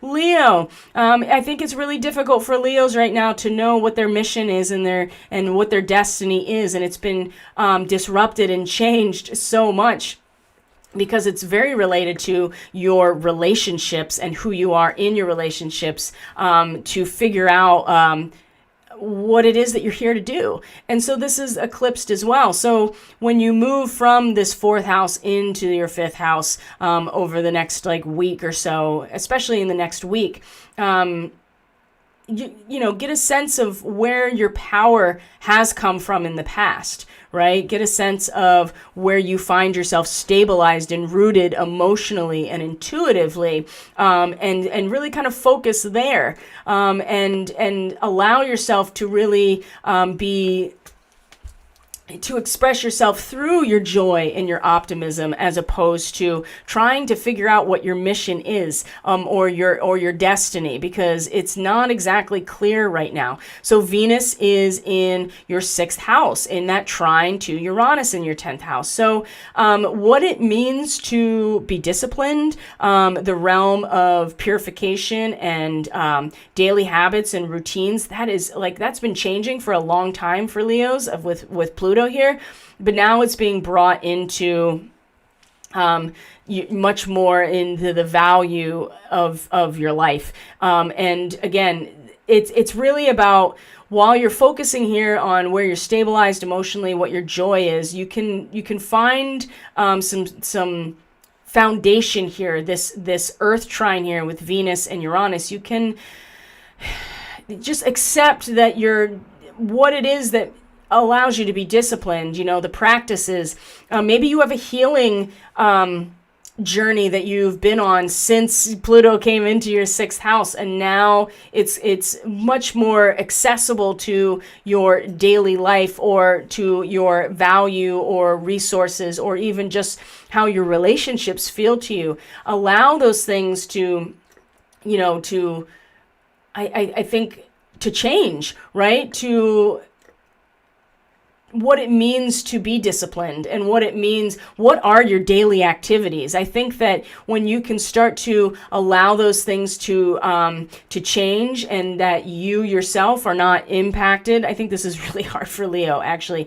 When you realize that you yourself are not going to be diminished if these types of practices on a daily basis change, it's going to be able to steady you as your career is changing in general. So with the sun coming into your 5th house, this is this house that the sun wants to be in. It's in a fire sign, so you're really going to get a huge boost, I think, in terms of your own creative expression and your passion here in the next week, and then just onward as the sun and Mercury and Mars come into your 5th house, Leo. So we go to Virgo next, and eventually I'm going to have all of this time stamped for you guys, so that way that way you can have the opportunity to just listen to your sign if you want to. So Virgo. So I talked about this already, and now it's just so much more obvious here. This eclipse is right on your 4th house cusp, 3rd to 4th house, 9th to 10th house. So Virgos are just getting it, so they're really getting the challenge, and it's so much more. I would say that because there is Saturn and Jupiter in your 6th house right now, I mean, it is just anchoring your responsibility and karmic responsibility right into your daily routine. There's no getting out of it. And so in some ways, Saturn in the 6th house in general really gives you the capacity to see it through and to be very anchored. But it also, if you get too caught up in the routine of things, it can turn into fanaticism. This is like if you have Saturn in your natal 6th house. So this is one way to look at it. But ultimately, look at this. I mean, the crossover from the sun and K2 is right on your nadir, like your personal power, and the release into your, from your 9th into your 10th house, right? Beliefs into your actual contribution to society itself is where the eclipse is really, having an impact. And of course, Uranus in your 9th house. I mean, your belief systems are constantly being shooken up and moved around and disrupted on a regular basis. So that, like, what do you believe? Like, what does give your life meaning? I think this is a really important time for Virgos, and this is really showing that this eclipse in particular, this lunar eclipse, is really impacting your axis of power, your personal power, and then your belief system into your public persona as well. So Venus is in your 5th house, Pluto's in your 5th house. I mean, you've been going through this substantial overhaul of your joy and optimism in life and what that means. And now Venus is here bringing some very direct material value to this realm as well. So when we align with the value of the will to transcend the body in some ways, or to transcend the material reality. And not to say that we should aspire to leave the body. This is more about being able to experience that ego death and then return as an upgraded individual. If we can find our joy in this process, this is so difficult. If we can find it as Virgos, I'm not a Virgo rising. So, but Virgos, if you can find the will to transcend, yourself in terms of your joy, your optimism, your passion, this is going to have a direct stabilizing force on your belief systems that are just so unstable, right? Like, what does it all mean? And that's going to be very difficult to get a sense of what you have to let go of with this eclipse in this area, Virgo. Man, Virgos, I've been feeling it, but now I'm looking at it and I'm like, wow, that's intense. So Libra, we're going to find here, Libra is the eclipse happening in that 2nd to 8th house. This is all resources, Libra. This is all about resources, your resources and your shared resources. So the eclipsed moon and Uranus in your 8th house of what you produce as a result of your communion. You have Chiron in your 7th house right now. So, just in terms of your interpersonal relationships, just getting triggered into your victim savior, whatever you decide, whatever end of that you're on is constantly being brought right into your relationships in general, and especially having to do with your identity. So, and then what you're producing in your relationships, either business or romantic or domestic or even spiritual, whatever it is,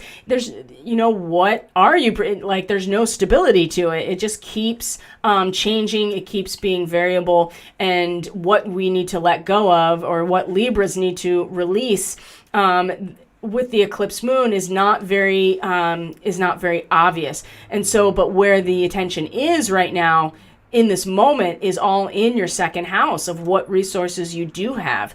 And so you can see that as you're going to cross, the sun's going to cross from your 2nd to 3rd house into your immediate environment, how you conceptualize your immediate environment, what you know, what you think you know, what kind of knowledge you're accumulating about you in relation to the environment, which is the 2nd house.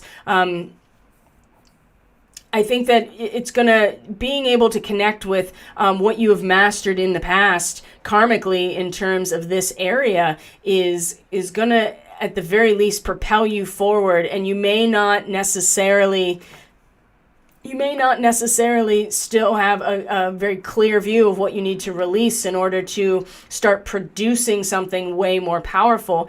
But it's really going to come about from the change in your personal life, right, Libra? It's about what's happening in this 4th house. And, Pluto has been destroying what it means to be in a home or a family or in a tight-knit community or spiritual community, any of these 4th house things. Your role, where you find your personal power, where you're stabilized, protected emotionally. This has been happening for a while, and Venus is now bringing it right up to our level of value and material comfort. And remember, Venus rules Libra. So this is really even extra powerful as your chart ruler. Again, being in this trine to Uranus in terms of what you are producing in your relationships. Like, what is the power of what you're producing? What are the resources that are coming about as a result of cooperation? So that can be all kinds of things. That can be literal resources. That could be, especially Taurus in the 8th house. I would say that you are looking at actual like currency resources or material resources. The thing is that, Venus is making it pretty clear to your sensibility and your 5 senses and your sense of value, especially about who you are, Libra, and the balance, right? The aesthetic balance here is going to, when you can release and have the will to transcend that into a higher version of what that feels like, I think this is going to really help release the baggage that you can't take with you into this realm. There is some family stuff and the fourth house too is heritage, right? Traditions that you practice that are related to your family lineage. It is the practices that provide some sort of containment system that allow you to get deeper into yourself. So they can be religious or spiritual practices or just traditions in general. These are all changing, but now the value of how that allows you to be fair and balanced is really being brought to the surface. But if we can let go of the old traditions, the old ways that we felt secure in the past, it will allow, I think, for Libras to, be able to get through this wormhole here, or this opening into and really an awakened sense of what we are creating together. Wow, that just came through really, really strongly. And a lot of it too, there's just so much focus on the resources you do have right now that you can get kind of hyper fixated on that and what's in your immediate environment, and there's no way around that. That's just going to keep happening as the sun crosses K2 and Mercury crosses K2, and they start moving through your third house of knowledge, communication, short-term travel, right? Your commute, the people that you interface with on a regular basis. This is all going to be the area where you're finding your expression, where you're and Mercury is the traditional ruler of the third house. So, but it's also at its detriment in Sagittarius. So this could also be a little bit, I don't want to say confusing, Libra. It's more that it is, the tendency is you're going to want to start thinking very broadly about things that are right in front of you. And I think that actually is going to work to your advantage in the long run in terms of reconceptualizing what it is that you are creating together with people in terms of resources. So when we move on to Scorpio, which is what we're going to do next, we're going to see that this eclipse was in your seventh house, Scorpio. So the sun and Mercury and Mars all in your first house, Scorpio. A lot of attention right now on who you are as a person, Scorpio. Very intense person, Scorpio. Somebody who is able to get into the that just is able to plumb the depths, right, and get into the root causes of things and them themselves, right? So the person you are in your relationships tends to be a very stable, almost too stable individual, right? You know how Taurus is. They're really stable until you anger them, and then they get really once the bull is angered, it's slow to move, but it's also slow to stop. So there's a lot of intensity, Scorpio, right now with who you are, and a lot of attention paid to who you are. But what you're not seeing is what you need to let go of in terms of who you are in your relationships.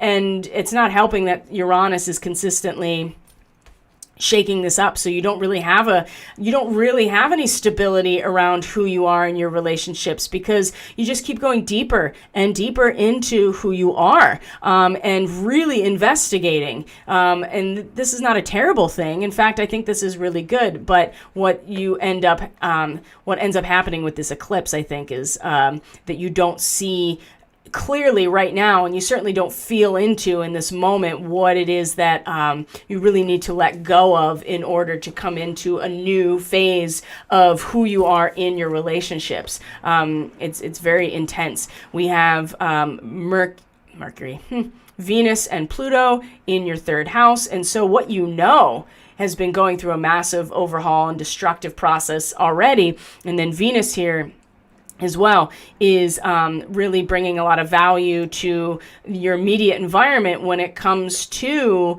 the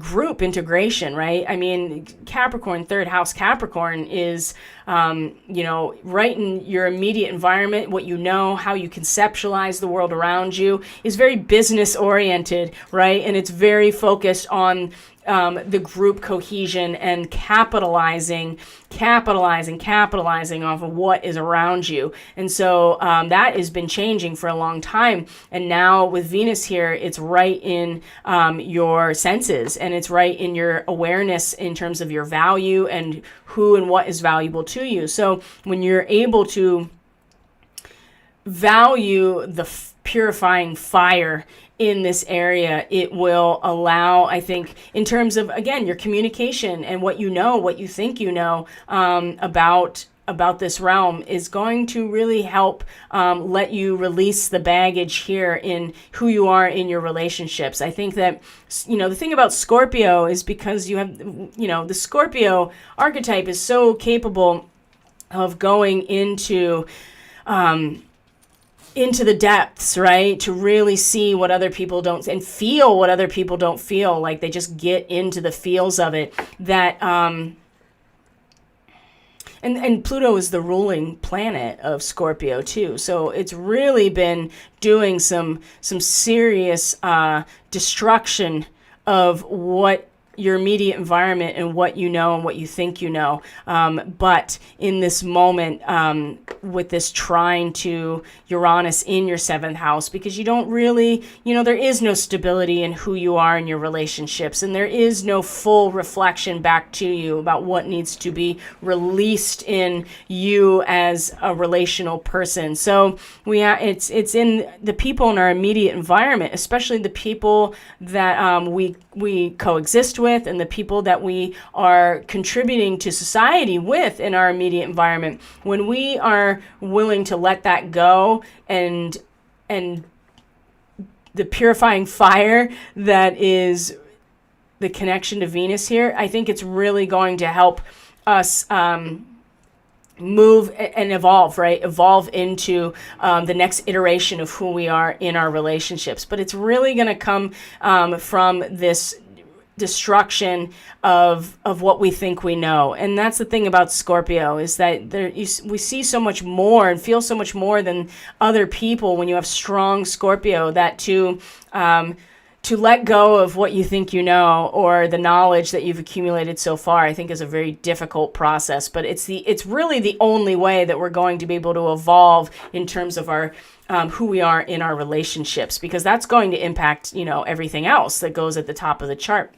And as you can see, Scorpio right now is got very little at the top of the chart. It's all centered around what's going on at the bottom of the chart for Scorpio. So we're almost done here, guys. Sagittarius, of course, is a big one as well. If you have Sagittarius in your 1st house, then you know that the solar eclipse that's going to be happening is going to be a retribution and a reconciliation of who you are. But in the meantime, the lunar eclipse, again, 12th and 6th house.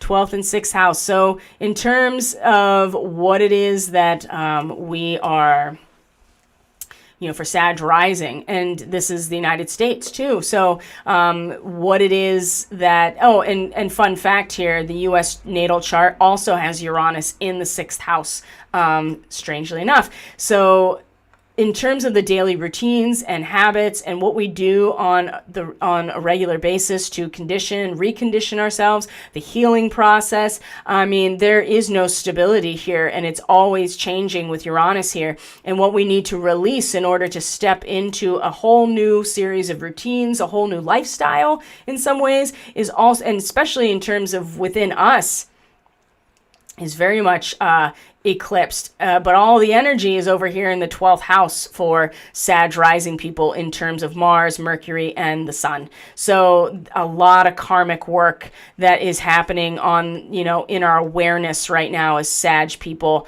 that is going to, especially when the moon or the sun and Mercury meet K2, right, pretty much, on the cusp of that 1st house, we really do get to see where we've been in order to propel us into the future of who we are in our relationships. And Venus is in the second house, right? So is Pluto is in the second house. And so our resources are being renegotiated and destroyed in a lot of ways. And when I say resources, that can mean material resources, energetic resources, our ancestral DNA, our genetic resources, what we've brought into this life with, and what is around us, right? The second house is everything that's at our disposal to use, including our own bodies and our own ancestry. So that's been completely overhauled for years now. And then Venus is just like, okay, this is right up in my space here in terms of the value. And of course, Venus is the traditional ruler of the second house. So she, especially in an earth sign, I mean, she's really getting down to brass tacks here. And if we can release what is, and we can release what we have or what we think we have, and not, and find some value in something that transcends that, it will really stabilize what is otherwise a very unstable area of the chart that has to do with probably the hardest work we do on ourselves. This is where a lot of really deep work happens, is in the sixth house. And it's getting drawn out with this eclipse, and with Uranus here, there's no stabilization, but at the same time, it really is instigating massive transformation in our process of becoming the best version of who we are, with Uranus here. And there's something very significant about our past and what we bring, and our resources, what we identify as our resources that we're bringing into this lifetime, that needs to be transcended in order to eventually release, so that we can actually start doing some significant healing work, really, really strong healing work. And this is just so much more amplified because of the solar eclipse that's happening in the first house as well, Sagittarius. Wow. Capricorn, of course, is, let's see here. All right, guys. Capricorn, of course, is, we have it in the 11th and 5th house. So you can see that if we could probably have just condensed this into a lot shorter of a reading when looking at the fact that all of these are mirror images of each other in some ways. So the 11th and 5th house, again, Capricorn, is, the joy, the optimism, poor Capricorn, what it is that brings us a sense of, where's our passion and creative expression. That certainly has been disrupted constantly. And with Capricorn, I mean, Taurus is the earth realm. It's fixed earth. And so for a Capricorn person, really finding their passion and joy has a lot to do with working with the material realm. And considering the fact that that has very little stability with Uranus there, and then the eclipsed moon, Capricorn is really struggling to find themselves grounded in what does allow for them to be joyful and have a sense of optimism and artistic expression. So what is much more on top of the awareness of Capricorn is the 11th house, right? In terms of the larger context that we find ourselves in. And so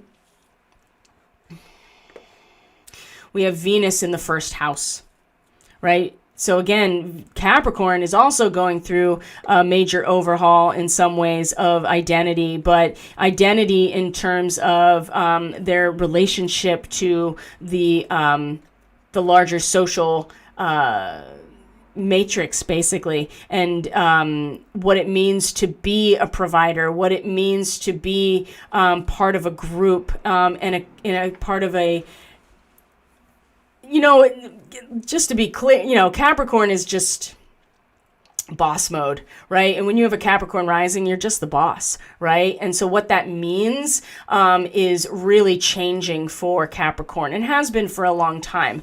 And with Venus here now in your first house, I mean, it's bringing the value of it right to your sense of who you are. But again, Capricorn has to be willing to let go of what that means in order to make space for a new version of themselves to come forward. And that has a lot to do with with joy and optimism and the creative expression and the sovereign nature of the Capricorn people, right? If you have Capricorn in your chart. And so this is not very stable at all. It's going to have a lot to do with letting go and having the will to transcend what is about who you are, in order to find some sort of stability and let go of the baggage that's going to allow you to step into your full sovereign expression, okay? And when you do that, I mean, then as things move into your 12th and 6th house, the surrendering to yourself, surrendering to the whole, and really wrapping up some of this collective karma and tying up loose ends will be a big part of the work you're going to do. It's hard when Venus in your first house, because you attribute so much of your value to who you are in relation to the world around you, and the traditions that make up our sense of security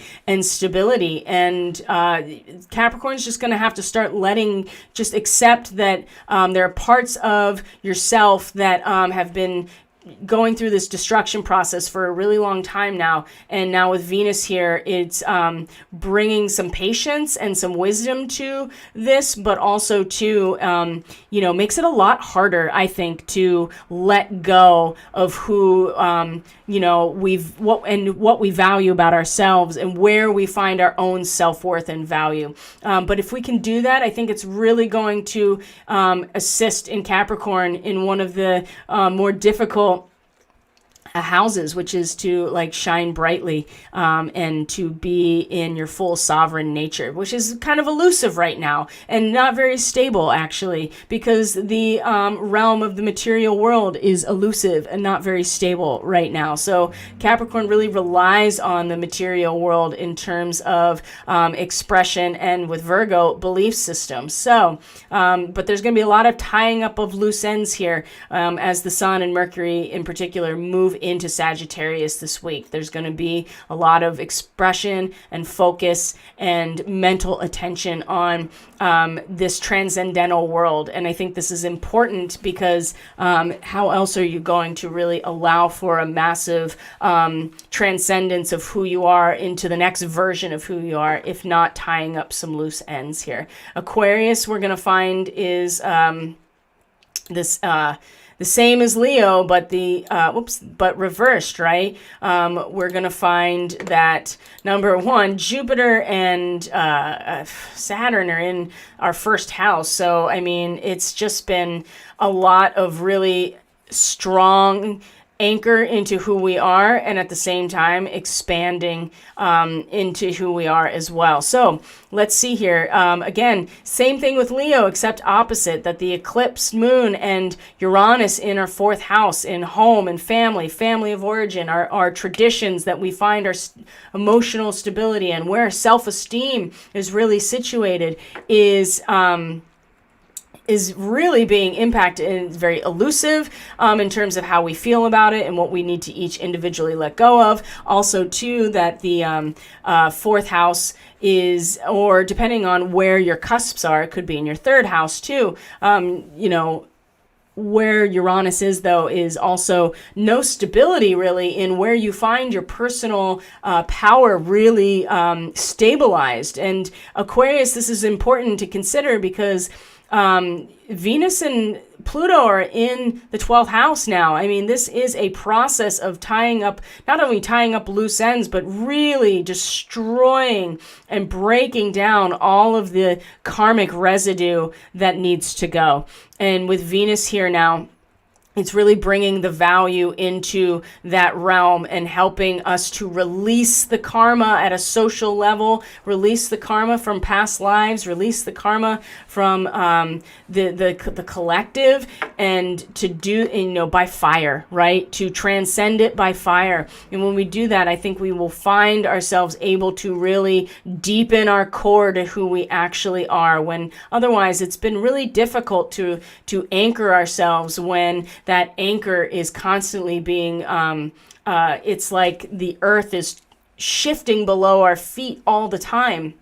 And so how can we possibly anchor into anything? This is why it's so important to connect to that Earth Star chakra in general, but especially for Aquarius. So when the Sun and Mercury meet K2, it'll be in the 11th house. And so, putting a lot of attention on the larger social context that we find ourselves in, while starting to really address what it is that allows us to feel or to express ourselves totally, and express our joy and our optimism. Right now we have Lilith there in this area. So this joy and expression is coming from a deep place that we don't even know really exists at this point, and releasing the old that needs to be let go of. Like I said, it's very elusive, and so, which is really hard when we are talking about massive overhaul of karmic ties and tying up loose ends in this area. It's not easy. And of course, then we end with we don't end because we still have Aries to do. We have Pisces, right? Third and ninth house. So understanding versus knowing and knowledge, right? And information. So Pisces is what we know, what we think we know. As Pisces, I don't have Pisces. So Pisces, what you know, what's in your immediate environment, all of these things are very elusive. Pisces. You also have Neptune in your first house. So even, it's like there is no real stability in the immediate world around you, as you are in fact like dissolving into yourself, right? There's you yourself, the transcendental experience is coming right into your the house of who you are. And so what we need to release for Pisces is in the realm of the mind, right? And knowledge. Venus and Pluto in the 11th house. So Pisces people, the real destructive process, and the fact that Venus is giving us at least the patience and the wisdom to move through this with some grace here in the 11th house, right? The actual social context that we find ourselves in, Pisces, is being destroyed for a long time. And so again, when we can release that through the purification of fire, it'll allow us to drop the baggage, then will allow us to really wake up and to evolve in terms of our knowledge base, what we know and how we express ourselves. But this is very elusive, I feel like, for Pisces. I think that it's very, you do have your chart ruler in your first house ruler here. But it also makes it very difficult already to be a Pisces rising, but then to really not know the difference between you and everyone else in terms of energetic boundaries, because it's all coming right into your subjective experience, is why I feel like that what's happening in your immediate environment is elusive and is not stable. So there's something about the social environment here that's changing and that wants to be transcended and purified, that's really going to allow what you know and what you need to let go of in your immediate environment, that is going to allow you to evolve and to step forward into an awakened state. I mean, Pisces, having, Uranus in your third house, triggering your transformation in this area, is some of the best way, I think, that you can actually be impactful to the people around you. And then, of course, you're moving from your belief system into your mission as well. So again, Pisces, coming into an awareness, at least, of what you've mastered in the past in terms of your mission and what you've done. So there's a lot of past stuff that Pisces can really utilize in order to let some things go and to transform in terms of the immediate environment and your own mental perception. And then we will move to Aries as the end here. Because what we're going to find, Aries, is that, again, second and eighth house, it's also around your resources. This time for Aries, though, the eclipse moon is in the area of resources. The Uranus is in the house of actual resources. So these things are elusive and they're unstable, Aries, but the attention is really paid on what you are creating in communion. What are your resources that are created as the result of production in a relationship? And then the meaning that has. So even though your career, Aries, is really going through an overhaul and has been since 2008. And now Venus is here, giving, like I said, some wisdom, some grace, some responsibility, some patience in a lot of ways in terms of what we are building together. When you can... Aries really, what it means to contribute, what your career really looks like, your professional life. Aries, there's something that needs to be released there in terms of what your value about it, and in order to transcend what had been valuable about this, in order to really access a whole, like an evolved sense of your resources. And this will certainly come through in some ways but the eclipse energy is in how you're producing resources with other people, and the meaning behind that leads to the creation of something much bigger than ourselves individually, which is the 10th house. It's definitely changing what it means. Your career and what it means, Aries, has been changing for a long time. And in order to really align with your resources, right, and to evolve them and to see what you have to release in the terms of what you came into this life with, you have to release something about your career and what it means to contribute to society.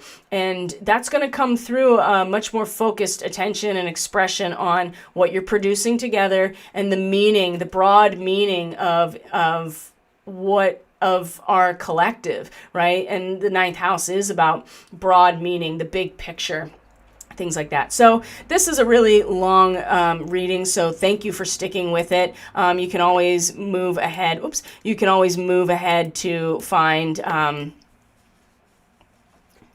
Yes, it is for the rising. It is. So, and you can read it for the moon too, but it's definitely for the rising. So thank you for being here. I know that this is really long, and I'm going to work on getting it condensed and timestamped so people can go to their own individual signs if they want to, because I think that would be so much more useful to people. But I really, really appreciate you guys being here for this. And of course, you can do that now. You'll just have to kind of, pan forward to... in the future, pan forward to where you see the rising sign on the cusp here of the ascendant or first house. That's a good way to do it. But I also am going to bring in some other things, like some icons, so that you know that we're talking about whatever sign here, and finding a way to condense it into something that really is able to appease people's attention spans at this point, because I know that it's hard, and I understand that completely. So I'm going to let it go. It is Friday. Everybody enjoy your weekend as much as you can, and get yourself grounded. Realize that we're about to have a moment where we can align with our soul's mastery that can propel us forward through this time, and to find our voice through that, to allow our minds to really engage with that. And to, just enjoy the weekend as much as you can. And we're getting into the quote unquote holiday season, whatever that even means anymore. And, I do feel like, the holiday season might be synonymous with riot season. Oh, that's what I wanted to share, and then we'll go.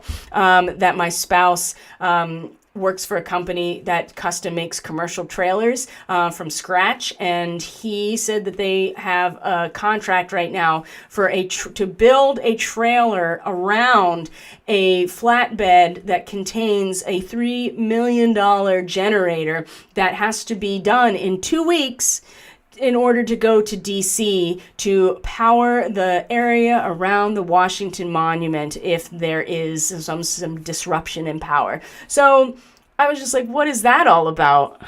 That's very interesting. Why do they need $3 million generator that needs to be done on a timeline to be in DC in the next 2 weeks? And then I started to kind of think like, things in Kenosha are starting to heat up too. So I wonder if we're going to go into another riot season. I don't know, maybe. I hope not, but I wouldn't be surprised with the astrology, to be perfectly honest. So guys, I love you. Thank you for being here. Thank you for sticking it out. Thank you for commenting. Thank you for subscribing, liking this video, sharing this video, and certainly commenting on it. It all really does make a difference. So I hope you have a great weekend, that you're taking good care of yourself during this eclipse time, and that we will reconvene together on Monday. Love you guys. See you later. God bless you. Bye.